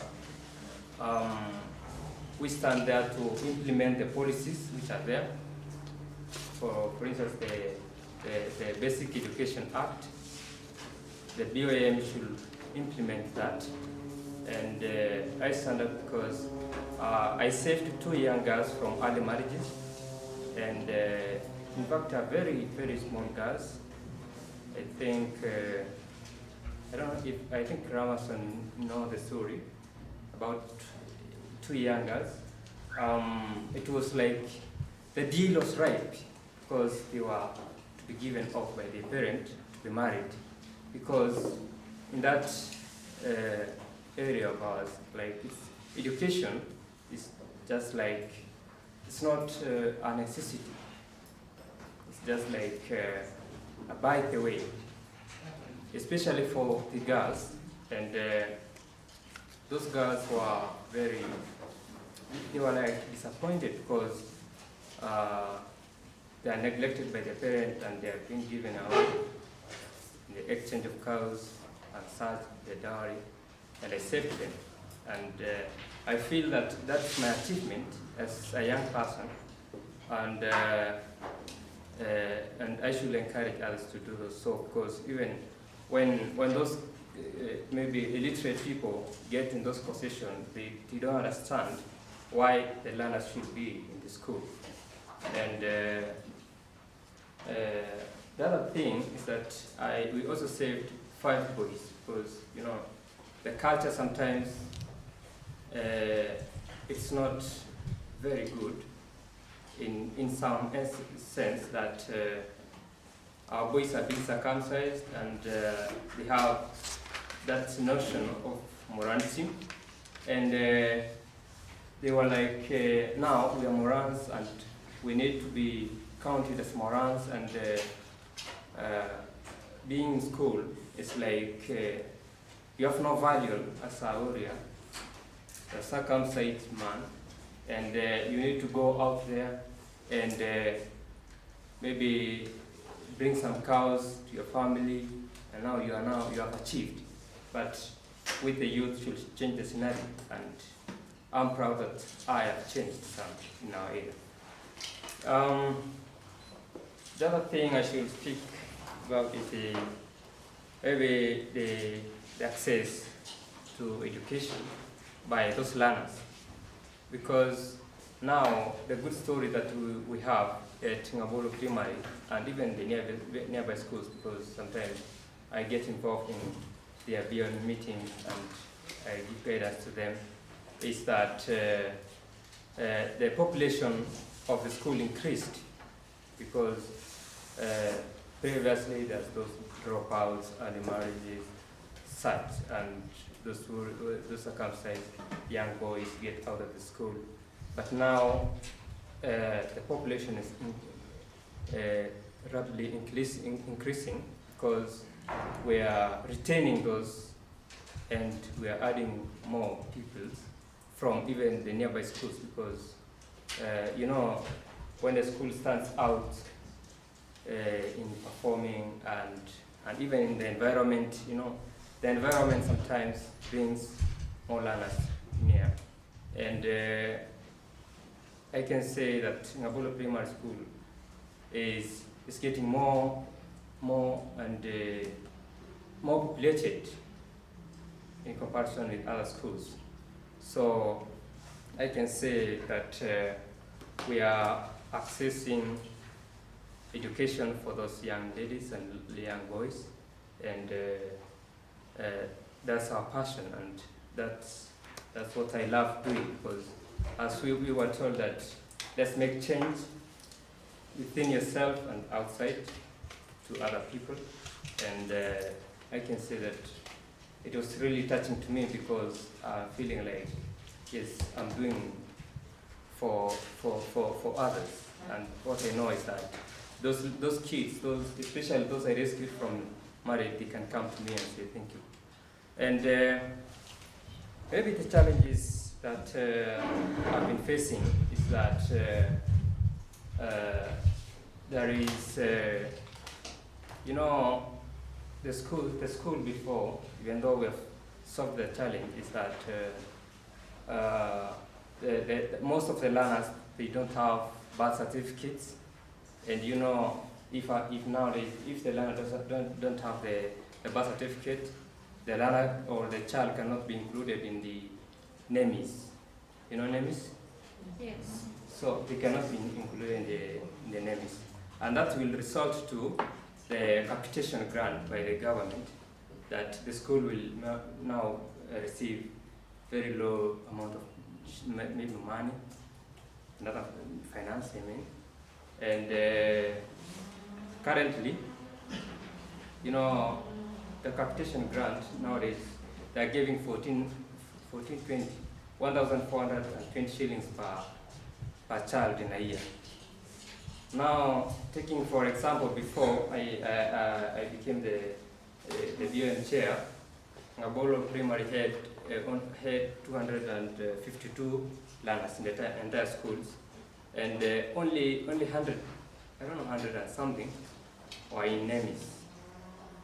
And it was a big challenge, because these learners need books, they need food. There is that boarding costs, but eventually we hold some parental engagement, we talk with the parents. In fact, with the, I brought on board the alumni of the school, and in a span of 1 year, almost every child in the school now is in the system. That's names, and the school now is receiving sufficient funds from the government. And you know, it was previously a big challenge. Now the other challenge is now the COVID-19, which affected almost every organization, every department, and everybody. But we tried to curb, because with the assistance of the organization that I am in, that's Osotwa, and other organizations, and our effort as the BOM, going to the county assembly, going to county government, going to NDMA, and we managed to solve the problem. And now we are quite okay, because we're trying to curb the pandemic. So it's a challenge. And the other challenge is now the number is increasing every day, but of the learners. And you know, the school was, maybe the classrooms are not enough, and there's that congestion together with that COVID-19. So it became a challenge, but we are hoping to solve it again. My experience. Now, you know, sometimes when you find yourself in a certain situation, and you find yourself, you are there with a purpose. You know, we are told here that never argue your recent situation, or maybe why you are there, or why you perceive things in another way. Because when I was elected as the BOM chair, I was like, I am so young, I'm still struggling in life. I'm trying to do things, I'm trying my education, I'm trying to do my businesses side.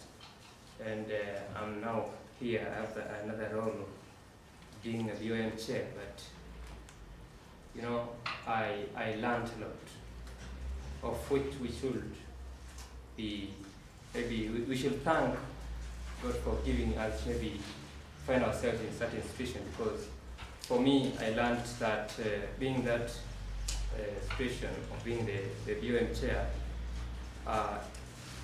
you'll get new friends, you'll get good experiences from the head teachers, because I learned a lot.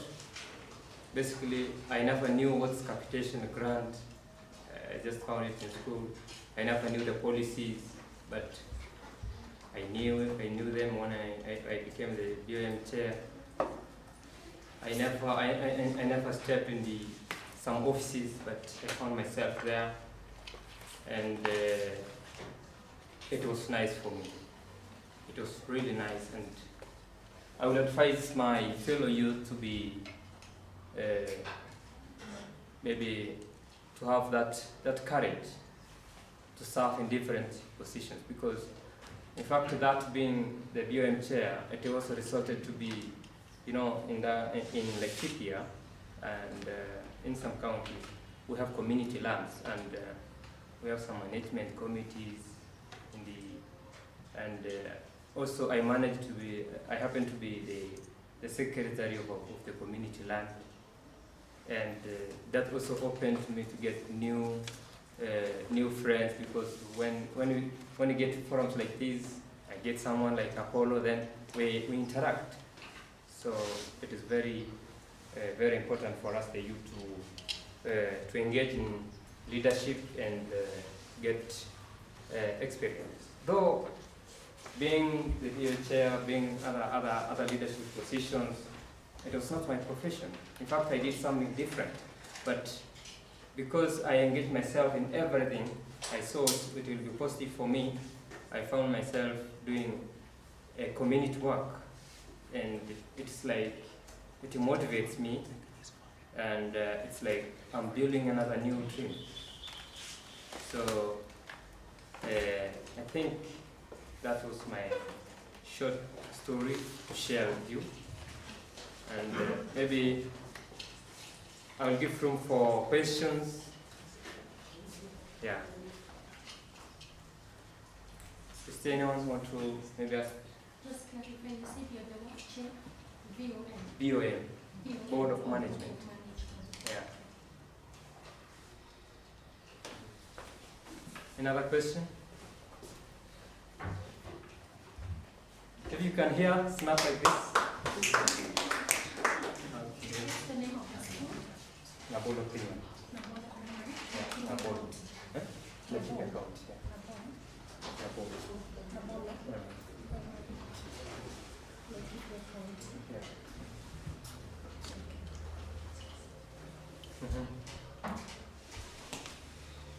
I don't put the question. I don't know that how can you say it.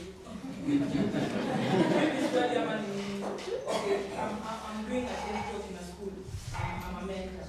Okay. Let me say so. Now, issue left in the matter of the now, hii program itamsaidia, but issue tuko nayo ni system ya shule. Menda ataenda leo shule apate kuna event ingine hiyo time yenye alipewa ya Chepstow. How can I go about, tunaweza end about aje hii situation ndio tusilose hii shule na pia tusilose hawa watoto. Okay. Maybe in a situation like that, you may be involved. You involve the stakeholders, maybe for that specific institution. You bring them on board, and then maybe you discuss, because it is a matter of what I learned in running of the institutions. It's like you need to have regular meetings, because where many people are involved, there's always some problems arising. But if you have maybe a strong board of management and the head teachers or the principals are cooperating, because sometimes the relationship of the BOM and the school, if there is that how can I put it? Yeah. If that exists now, it doesn't work. Have I answered your question? Yes. Okay. I'm Sylvester. I'm actually a colleague for him. But I was interested in the story on the experience of the rescue of a young girl. So I could just ask my brother Sario. You just explain at least the process of rescuing a girl. For a future, somebody gets the same case. At least how to share that will help at least people to understand the process of rescue you did that. Okay. So you want me to? It's a long story. I think you have documented it. Yes. I think Lucy knew the story because I told them even before, and it was a long story. In fact, the girl she was 11 years, and because of the COVID-19, everyone was out, and the children are all at home, sindio? So walikuwa wanakaa tu nyumbani, so mzee akaona sasa watoto naona hakuna dalili ya kurudi shule, si tuwauze pia hao. So it was like mzee anakuja akaomba kama nome huko kwetu, mzee anakuja anasema iko na kijana, so kijana wangu anataka awe msichana, some bad thing, because the child was very young, and she was not given even an opportunity to say, yes, I'm ready to marry or not. But the men are the ones to decide, and they decided the girl will be married. In fact, it's a child, because 11-year-old, I don't know how to put it, but it was painful for me, because this young lady was she was very active in her class, and in fact, when we were doing some conservation in the school, because the school has a small garden, she's very active in that, you know those active children that they have a promising future, and now she's told, you are now ready to be married by this old man. In fact, the guy was almost above that, and I was like, in fact, she came to me, and even though I had a student, she came to me and told me that I heard that there is a story that I'm given away to be married, and I was like, no, it won't happen, because I was like, it will not be good for me if I hear the story, the kind of the scenario which is going on, and I keep quiet. It will have pained me a lot. And I went to the head teacher and I told him the story, and he was moved. I went to the area assistant chief and I told her the story. She was a madam. She was like against the story, and we collaborate together. We told the girl to, in fact, the girl came to me, and she was living with me. And then the wazir came to me, was like, we are to curse you.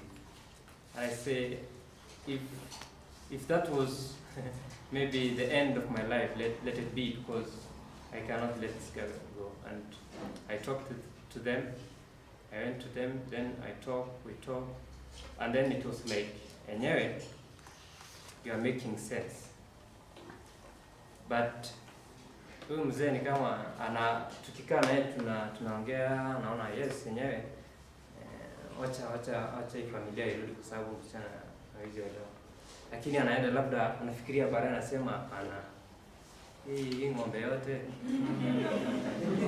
So then anawaita wale. So it was like, ikajulikana in the village that it is me against the family giving and the other family. So you are like, but the good thing is that the other family were to marry.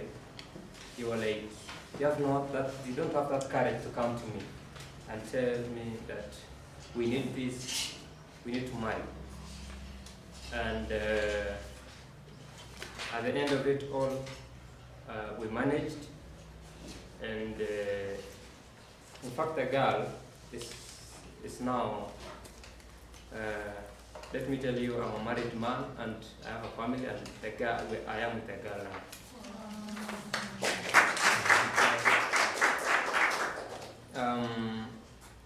The other girl is, the story was not, because, I was known for rescue, so I just told the chief, please rescue that, and the girl was rescued. Thank you for this. Hello guys. So my name is Danson from GRiC. Next in line we have Apollo, all the way from MKK. Welcome, Apollo. Hello. I'm wondering, welcome and back to my ways.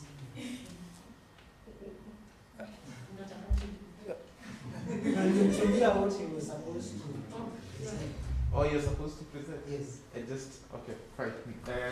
Who's the knight? the beauty of being small, the way I am, is that I get to get away with a lot of things at work. So if you ask Akina Nyongesa, I bullied my organization into buying me a laptop I did not need. HDMI. You see, the problem with this laptop I don't need is that it has a cable that is not here. So I'm Apollo. I work at GRiC Kenya. I head 4 programs, so I'm the head of programs at GRiC Kenya. I head 4 programs: talents and entrepreneurship, education and mentorship, leadership, governance, human security, and mental and sexual reproductive health programs. I am young, like you, believe it or not, I am young. Oh, you have it there? No.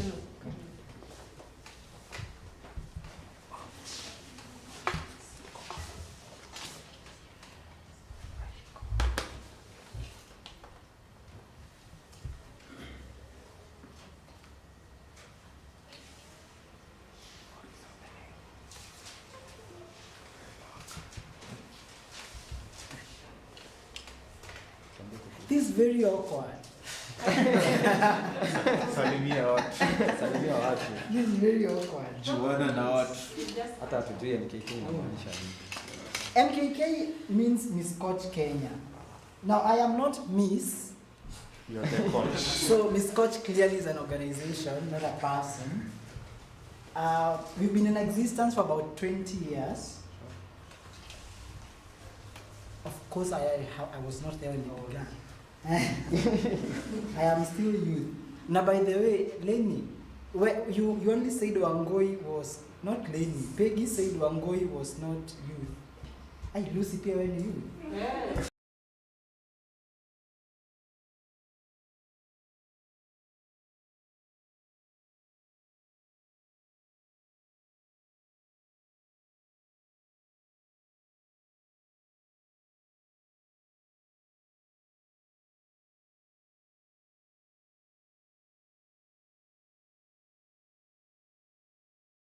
Use softwares.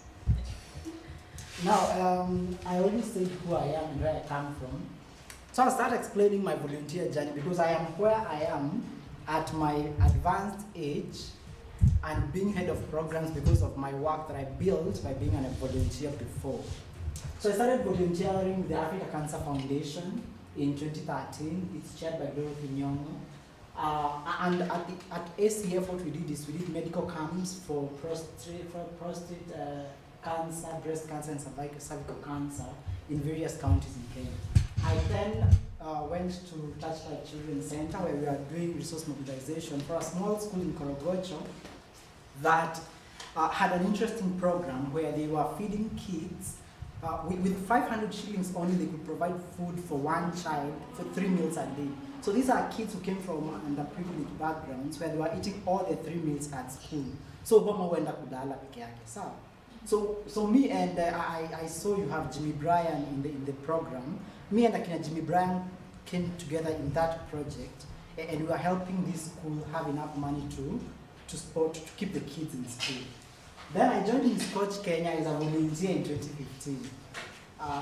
It's funny because in 2015 I was a mentor. I was a volunteer at Miss Coach. In 2021, I am head of programs, and now my boss then is my assistant. So it's serious problems. It's serious problems. Then in 2019, I recruited to their world as a global youth ambassador. Actually, it's open right now. Any of you can apply to be a GYA, a global youth ambassador for their world. They're recruiting GYAs this year. So go ahead and do that in a private time. It's an interesting opportunity for networking, especially if you are passionate about education. Then finally, as from 2020, I am Sub-Saharan African Ambassador for Peace First. I think some of us in this room, I have given you small grants of of about 250 USD, right? Yes. Through the Peace First platform. So at Peace First, we give small grants of 250 USD to individuals so that they can go and start their own programs to develop their leadership skills. Sawa. We really don't care what you do as long as it resonates with that. You create something known as a compassionate insight, we evaluate it, and if it makes sense to us, we coach you through the process and we send you the money. We don't ask you to account for how you use the money. No, it's about 26, 27,000, they're about. It's good money and it can be upscaled to 2,500 USD, then to 25,000 USD, according to how well you implemented your project. Sawa. Those of us who are here and you've done your programs, I hope you do them well so we can upscale them. Sawa. Now, my experience with parental engagement, I'm going to discuss parental engagement in particular because I'm very passionate about engaging parents in improving learning outcomes. I think once you enable the parent or you empower the parent to take an active role in improving the outcomes of an individual child, you have a higher percentage, you have a higher possibility or probability of this kid doing well. Because kama mzazi haezi angalia homework, kama hu mzazi hajui mtoto wako class gani, you know, in my 4th year in uni, I invited my father to come for my graduation. Nikienda graduate, then aniuliza nilimaliza form 4 mwaka gani. And that was my undergraduate. And I started working nikiwa second year. I had my first full-time job nikiwa second year. So imagine I have worked, he's not even been paying my school fees because I was earning good money, I could pay my fee. Then, hata hajui kwa shule, ilimtoka kwa kichwa. Sasa unaanza kumshock na kumwambia anafaa kuja graduation. Aliniuliza kwanza ni ya nani? Ndio tunaenda. You see, and imagine, and that is my father, and he's one of very many. Sindio? We have parents who, especially male parents, who have no idea where their kids are. Sindio? That's what I'm passionate about. Now I started working with kids in the A Lot Change project. A Lot means advancing learning outcomes for transformational change. It's being implemented by APHRC. APHRC means Africa Population and Health Research Center and MKK. Sawa. Who's from UTENA here? Yes, and UTENA, we work with you in the program, right?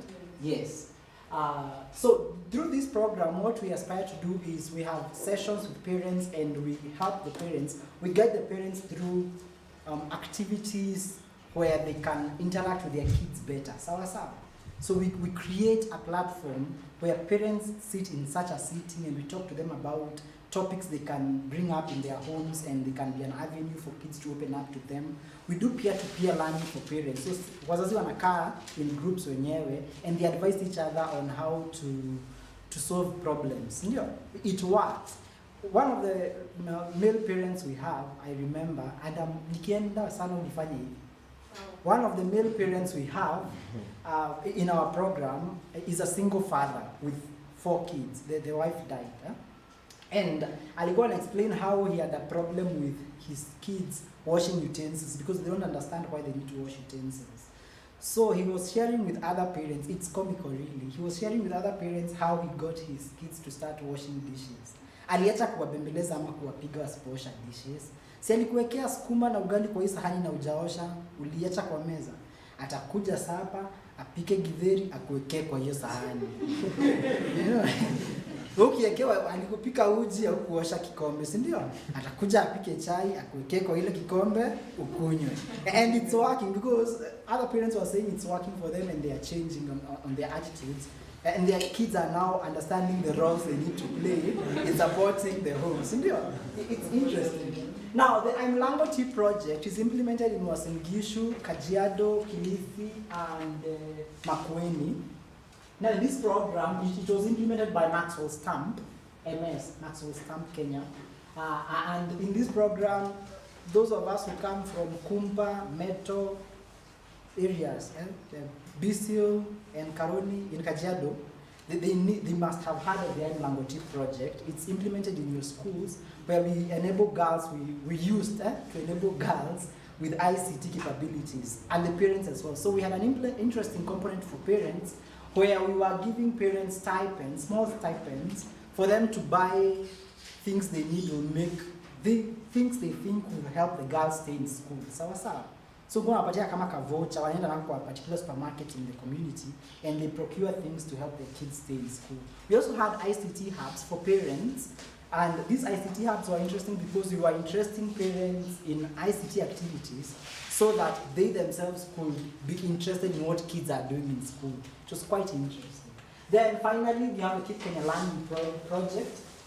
We implemented this, I think, with Footprints for Change. Footprints for Change. It's quite interesting as well because what we did under KKL is that using feature phones and smartphones, yes, we are with you in KKL, right? Yes. Hey, because I feel like I saw you in one of the meetings.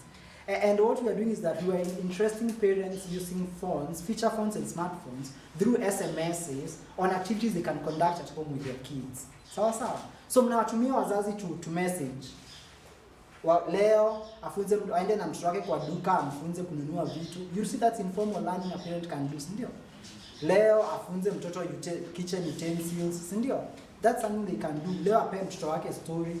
So that's what we did under KKL. Now, when implementing the KKL program, these are the barriers we identified as a problem to why parents do not engage with their kids in improving learning outcomes. One of them is that parents, they don't feel they are confident enough to engage their kids in learning outcomes. This is probably because of literacy levels amongst the parents, as well as other factors. Now, we also had parents who said they simply don't have enough time, which is funny because you start wondering whose role is it to bring up your child. Then we had at-home learning is not needed. Some parents felt masomo inafaa kubaki shule, nyumbani mtu akuja afanye kazi nyingine. Then finally, kuna wazee walisema hawa wajui wanafaa kuengage mtoto aje. Which makes sense because hawa wazazi wa CBC wengine watakuambia zile Kenya walifanya watoto wa 844 si Kenya wanafanya na CBC. So they are really torn up in between. Sawa sawa. What is the role? What is my role as Muridi Apollo in parental engagement? I think that I, as Apollo, can participate in parental engagement by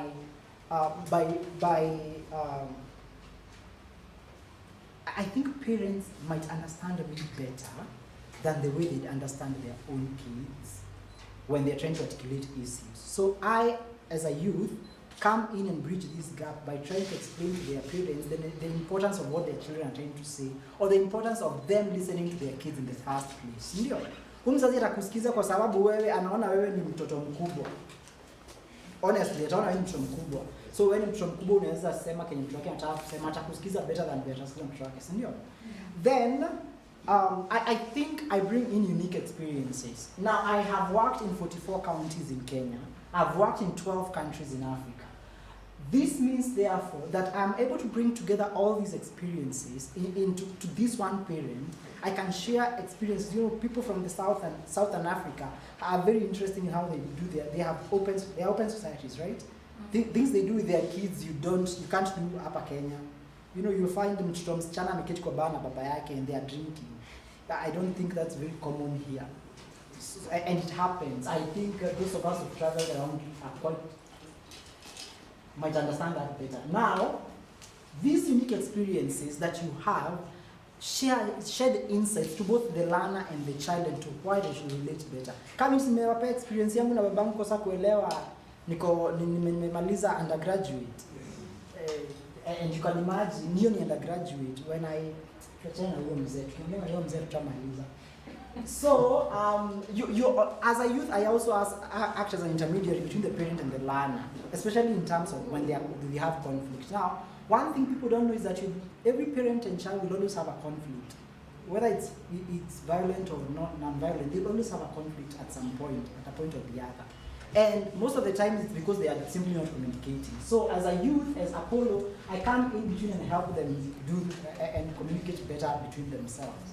Finally, you see, huyu ni Tanin. How many of us know Tanin? This is Tanin. Tanin was showing parents how to use feature phones for parental engagement as an avenue for parental engagement. So, and it's an innovative way kutumia SMS. Unajua kusoma message za M-Pesa? Mbona washindwa kusoma message za kuambia waende wasaidiwe wapewe troll story hiyo siku, si ndio? So, and these are innovative, it's creative, because who knew that we could do parental engagement through SMSs? We didn't know. I didn't know personally. But then we were able to do it, and Tanin did it very well. I liked the photo. That's why I used it. I didn't have a nice photo. I am not photogenic. So activities. These are some of the activities that I've been explaining. I talk very fast. Try and keep up. These are some of the activities you can implement with your parents so that they can be interested in their learning outcomes of their own children. Sawa. Phone calls are very important. Akina Nyongesa might tell you, Nyongesa is John, might tell you that we tried using diaries with parents in coach. Hawakuwa wanafuatilia diary, watu wanaforge signatures za wazazi wao, sawa.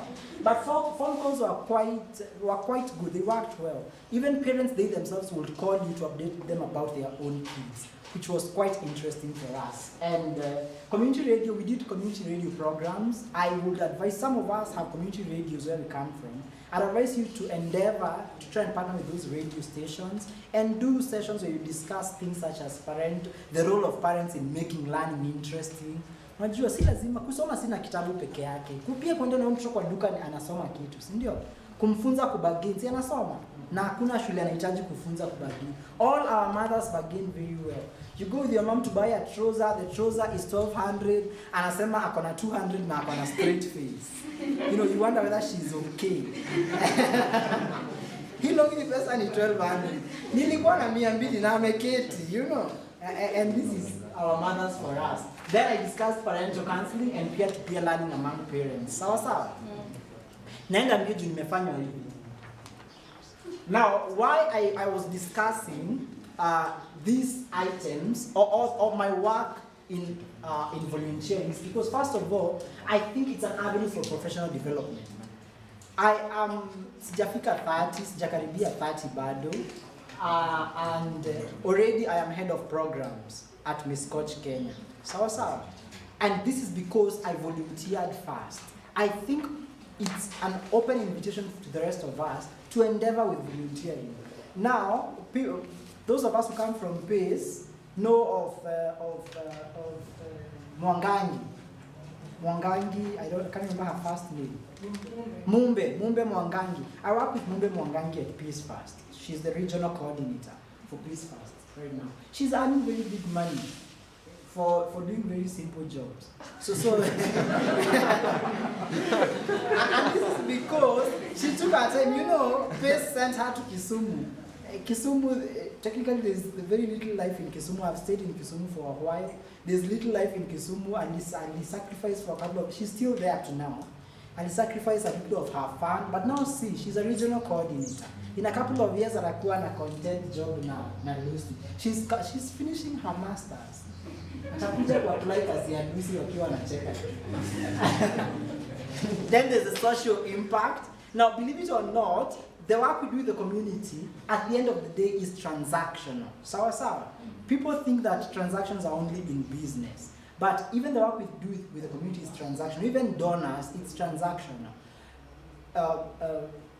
Wangoi does not fund Miss Coach and Partners simply because she has the money or she's passionate about education. It's also because it makes her feel nice.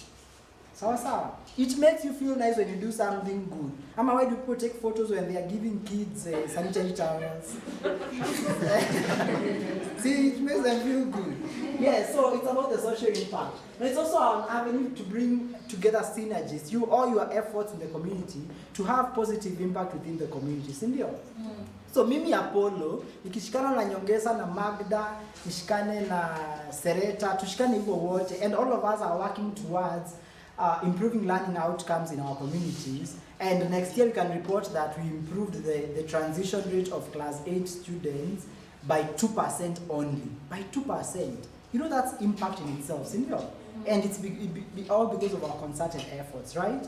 So it's because of that as well. So do it. If you can't do it because you want to grow your profession, you don't want to do it because you want to feel good, then please do it because it will make your community better. Nani ataka kuishi place na kavu ba miaka yake yote? Nobody, right? ama yeye anataka kurudi kuonyesha watoto wake amesomea shule yenye exist. It is not. By the way, I am done. Thank you.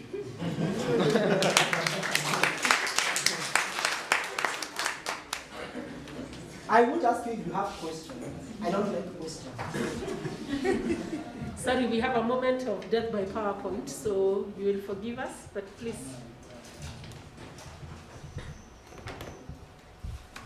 Thank you, Apollo.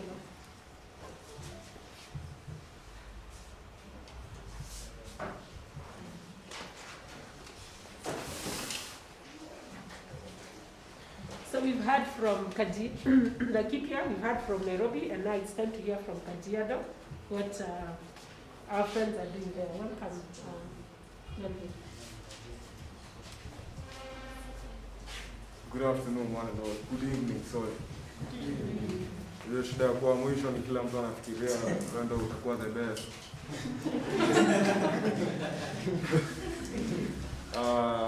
Watu wenye mwongea ni wakubwa. I'm big in my life, take my life very personally. So I'll start. I'll be the most brief as well. My name is Melvin Melita Leina. I'm a student from KIT International University that's located in India. I'm pursuing my last year in Bachelor of Commerce and Economics. I also work at Laramata Community Concerns. And for this specific project, I am a youth volunteer. So I will start with my experience as a volunteer in the school. And east to west, we all know that home is the best. So the main reason as to why I participated or I volunteered for this project is the fact that in Masailand, education is taken as a prestige rather than a necessity. And because of that, I have been able to work extremely hard. You understand what I mean? Kila siku najaribu kuenda hivyo, najua nini umevaa, lakini ukirudi nje umeshasweat hata kabla ushatembea hadi pale. Very hard, just to try and transform the community in this. So for this project, we're working with 4 schools, namely Silale Primary School, Inkorika Primary School, Inkinye Primary School, and Sajiloni Primary School. They're all schools that are located within our community. And for the project also, we've been able to assess children of grades 4 and 5 of the new CBC curriculum, and also we've been able to assess class 6 of the old 8-4 curriculum. Our assumption in going to assess the situation, the children, is that they all know how to read, write, and calculate simple math. But it turns out that we were wrong, because actually this project was a very real eye-opener to us, because we're able to see that children are actually progressing to the next class without even knowing how to read, which is very sad. And for that matter, the students face numerous challenges that hinder their performance. I clearly noted that the number of boys were more than the number of girls, and truancy is still an issue in our community. Girls, once they reach teenage or they become adolescents, they're either cut or married off, or both, which immediately suspends their education. COVID-19 has also greatly affected the education system in Kajiado, mostly, whereby last year alone in 2020, where the pandemic had hit us all hard, when all the schools were closed, 6,500 girls suspended their education either because they were impregnated, cut, or married off, which is really sad. And we're still in the 21st century and it's still going on. I also noted that some people go through trauma or fear, but whenever we ask, the reason is not told to us clearly. So we just find that everything is just lagging around. Like a child, you'll ask a child to read and they do not even talk. You ask them why, they don't talk again. You ask the teacher why, they just say that they have a home problem. So the next step that we're going to take when we go back is trying to do the parental engagement, which I'm very thankful for. Apollo has told us so much about it. We've already got the parental database, and we're just trying to do that what she told us about trying to teach the parents about how to handle digital things. Volunteering has been has given me the spirit and drive to participate in transforming the community towards better living and literacy. And also, it has also brought me to understand and to appreciate the fact that I do know how to read and to do complex calculations. It has been quite tough to do it over the pandemic, of course. We started the project on May, so it was during the pandemic. And when we started it, it was very hard because the government had already placed a lot of restrictions on visitors. And it was making it hard for us to collaborate with the schools so that we can engage them in the project. But since we are innovative youths, since we're innovative youths and we have a lot of collaborations with the chiefs and the head teachers, we were able to be given access to assess the children, which is really wonderful. Conducting the assessments was also a major problem for us, since we were restricted to only 3 youth volunteers in per school, and you can imagine that the school is, we have 3 volunteers, so 1 volunteer per class, and a class has approximately 40 people, sorry. So when a class has 40 pupils, you have to assess the pupils in literacy and numeracy skills individually. So you can imagine how tiring it is. Let me just show you. This is in GRiC Primary School's grade 4 and 5 assembled. This is only grade 4 and 5.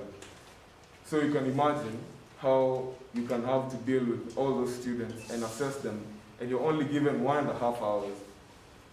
So the school gave us 1.5 hours, and when conducting this, we had to extend it, and I saw some attitude from the teachers. It's like the teachers do not take it as a really important thing, rather a disturbance to the normal session of the day.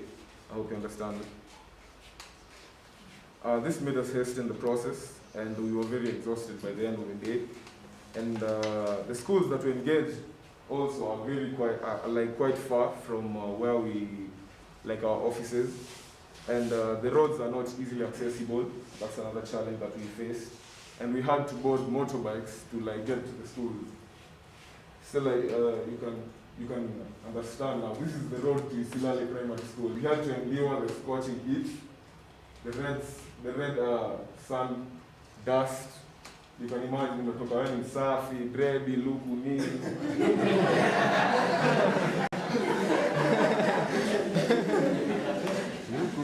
Then you end up there. Narudi usiku tu, nabidi tu umeendelea na maisha, unajua. We move regardless.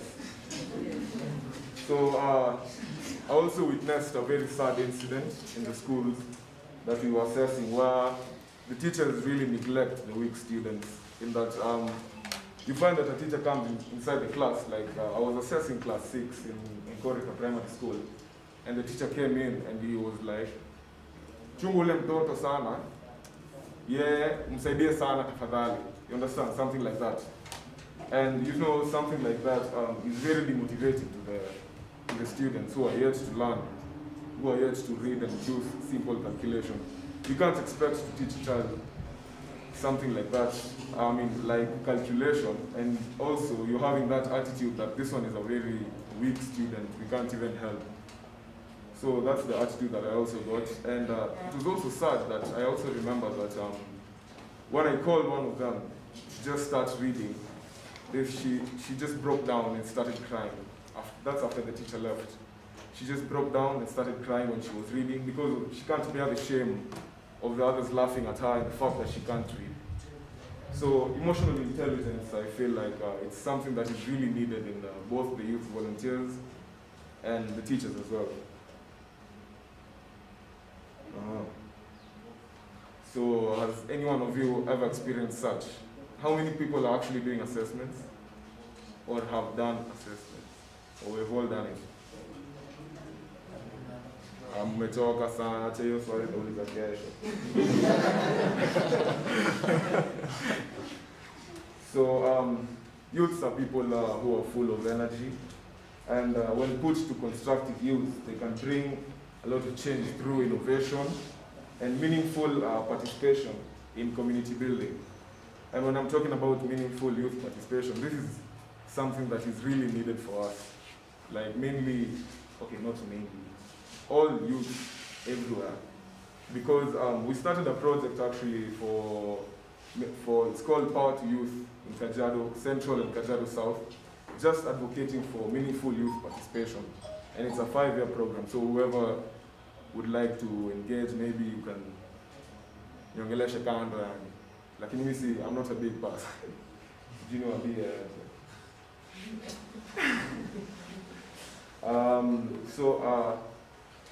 We should also try to look for, we should also, like, the free time that we have. Personally, I'm studying in India, but since we're having the pandemic, I came on January, and since I'm free and I'm having online classes and everything, and I can be able to do something, I engage in this. So you can invite your friends to join your CBOs, mainly CBOs, because actually they're the people who do a lot of such projects.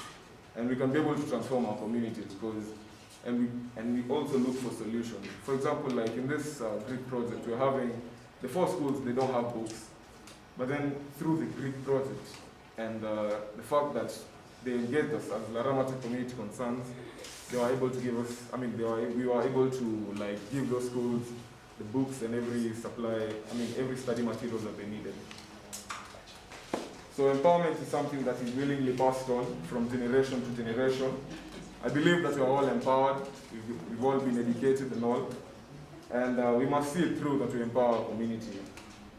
Because it is something that we cannot run away from, in that, because even if you make it alone, like you go and become successful wherever you are, the community that you live in still will come and knock on your door to ask for help. So why not help now, instead of helping them later and becoming tired of them? I'm done.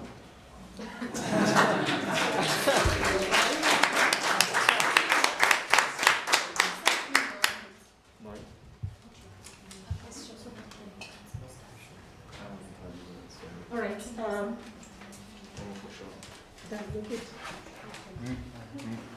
All right, so thank you so much. I hope you have learned something from the youth experiences. So today we are thinking about looking at school governance, where we have the BOM people who are, and there are many more people here who are in the BOMs and our youth, which we really appreciate. And then we've heard about parental engagement, which is still a pillar of the GRiC work. And then we've heard the support to children and what youth are going through, which is still part of the work that we are doing. So to end our day, we are going to come up with something interesting, and this is sort of your way to bond, but also for us to hear what your ideas are. And so you're supposed to come up with some solutions. Where you sat is your fate now, because that's what will form your group.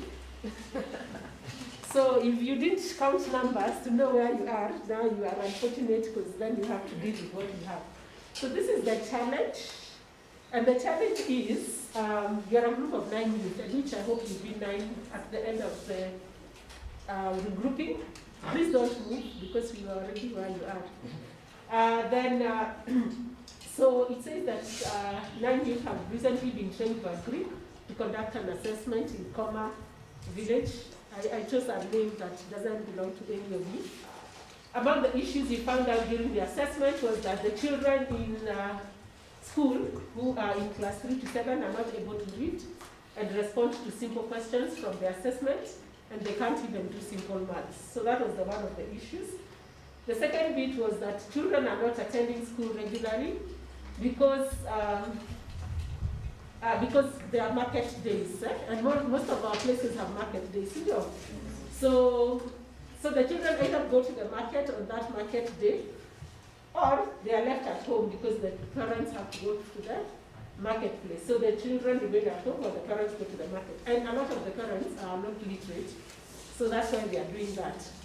The third thing is that most of the boys are aged 8 to 12 years who recite farthest from the school. Just think about the farthest places from your office are not attending school regularly because, like right now, the problem we have in Kenya is that there is drought. Yeah? So the 8 to 12 years are the ones who have been selected by their families to go and herd. So they come, when they are around, wanakuja shule. Wengine wanaenda na hawajarudi for some time. So they are searching for water and pasture. Then we also have children who are not enrolled in school, they're out of school, and have not had any opportunities because they are herding. So the last one on this bottom part is children who have not been to school at all. Then we also found out that 50 girls aged between 11 to 15 years have dropped out of school because last year during COVID, the school was closed for a very long time. So they are now having teen pregnancies and early marriages. And then we found that about half of that number, the 25 boys, they joined sand harvesting and boda businesses during COVID and have not resumed school. So the boys are making 300 shillings per truck road. So think about what the impact of that is. Then the schools in the community have very few resources. They lack the internet connectivity, they lack power, and have very few reading materials. So, but then you also have a lot of youth who have completed Form 4 and others are looking to join university. And the term is not due till 6 months from now. So 6 months from now, you can say is till about February next year. Yeah, so you have those youth there. So the question is, as youth in the area, you feel compelled to support the community and you hold a meeting to see what you can do. So in your groups, those groups of 9, we hope that you can think through it, present solutions that can help you, solutions that can help solve the situation. And then you'll also get a small 5 minutes to pitch your idea, a funding idea to the donor. So this assignment, if you look at your program, in your groups of 9, on day 3, on Friday at 9:20 to 10 a.m., we are going to present that challenge. So that's what that means. So you have until Friday 9:20 a.m. to have prepared your presentations. So we'll give you a chance what you want to do. If you want to sing it as a song, if you want to dramatize, whatever you want to do is for you to decide. Then we will have a panel of judges, and then they will tell us who is the best, and the best will be awarded. So there is a very good award to it, so please take it seriously because it's a competition. The winner gets an award.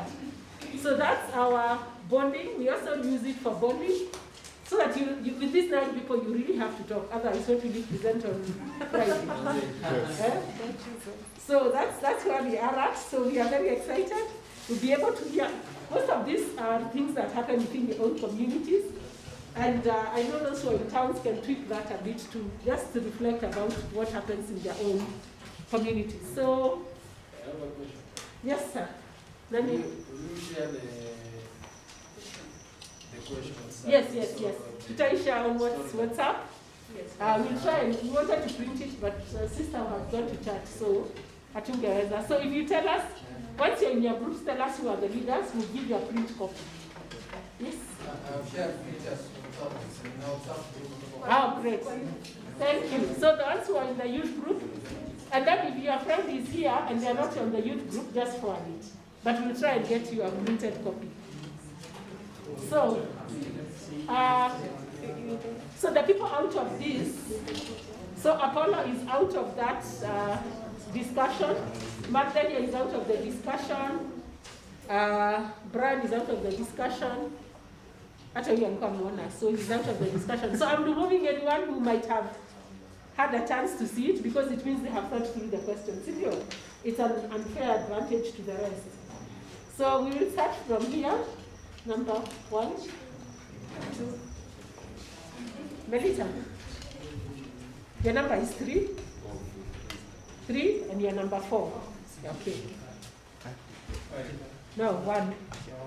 You only have, you're about 36, so we can only have 4 groups. 1, 2, 3, 4. Oh, it's 3.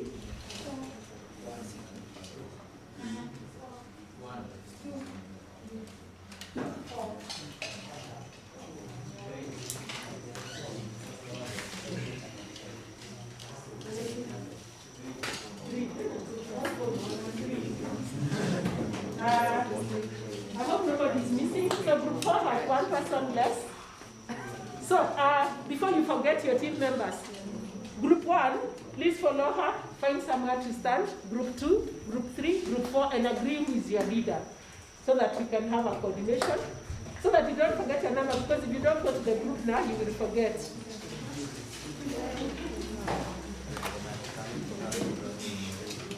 It's okay. Yeah. So just stand up first so that you can find your teammates, you get to know them. So 1, 2, 3, 4. If you said number 2, please come here. Number 1 with her. Number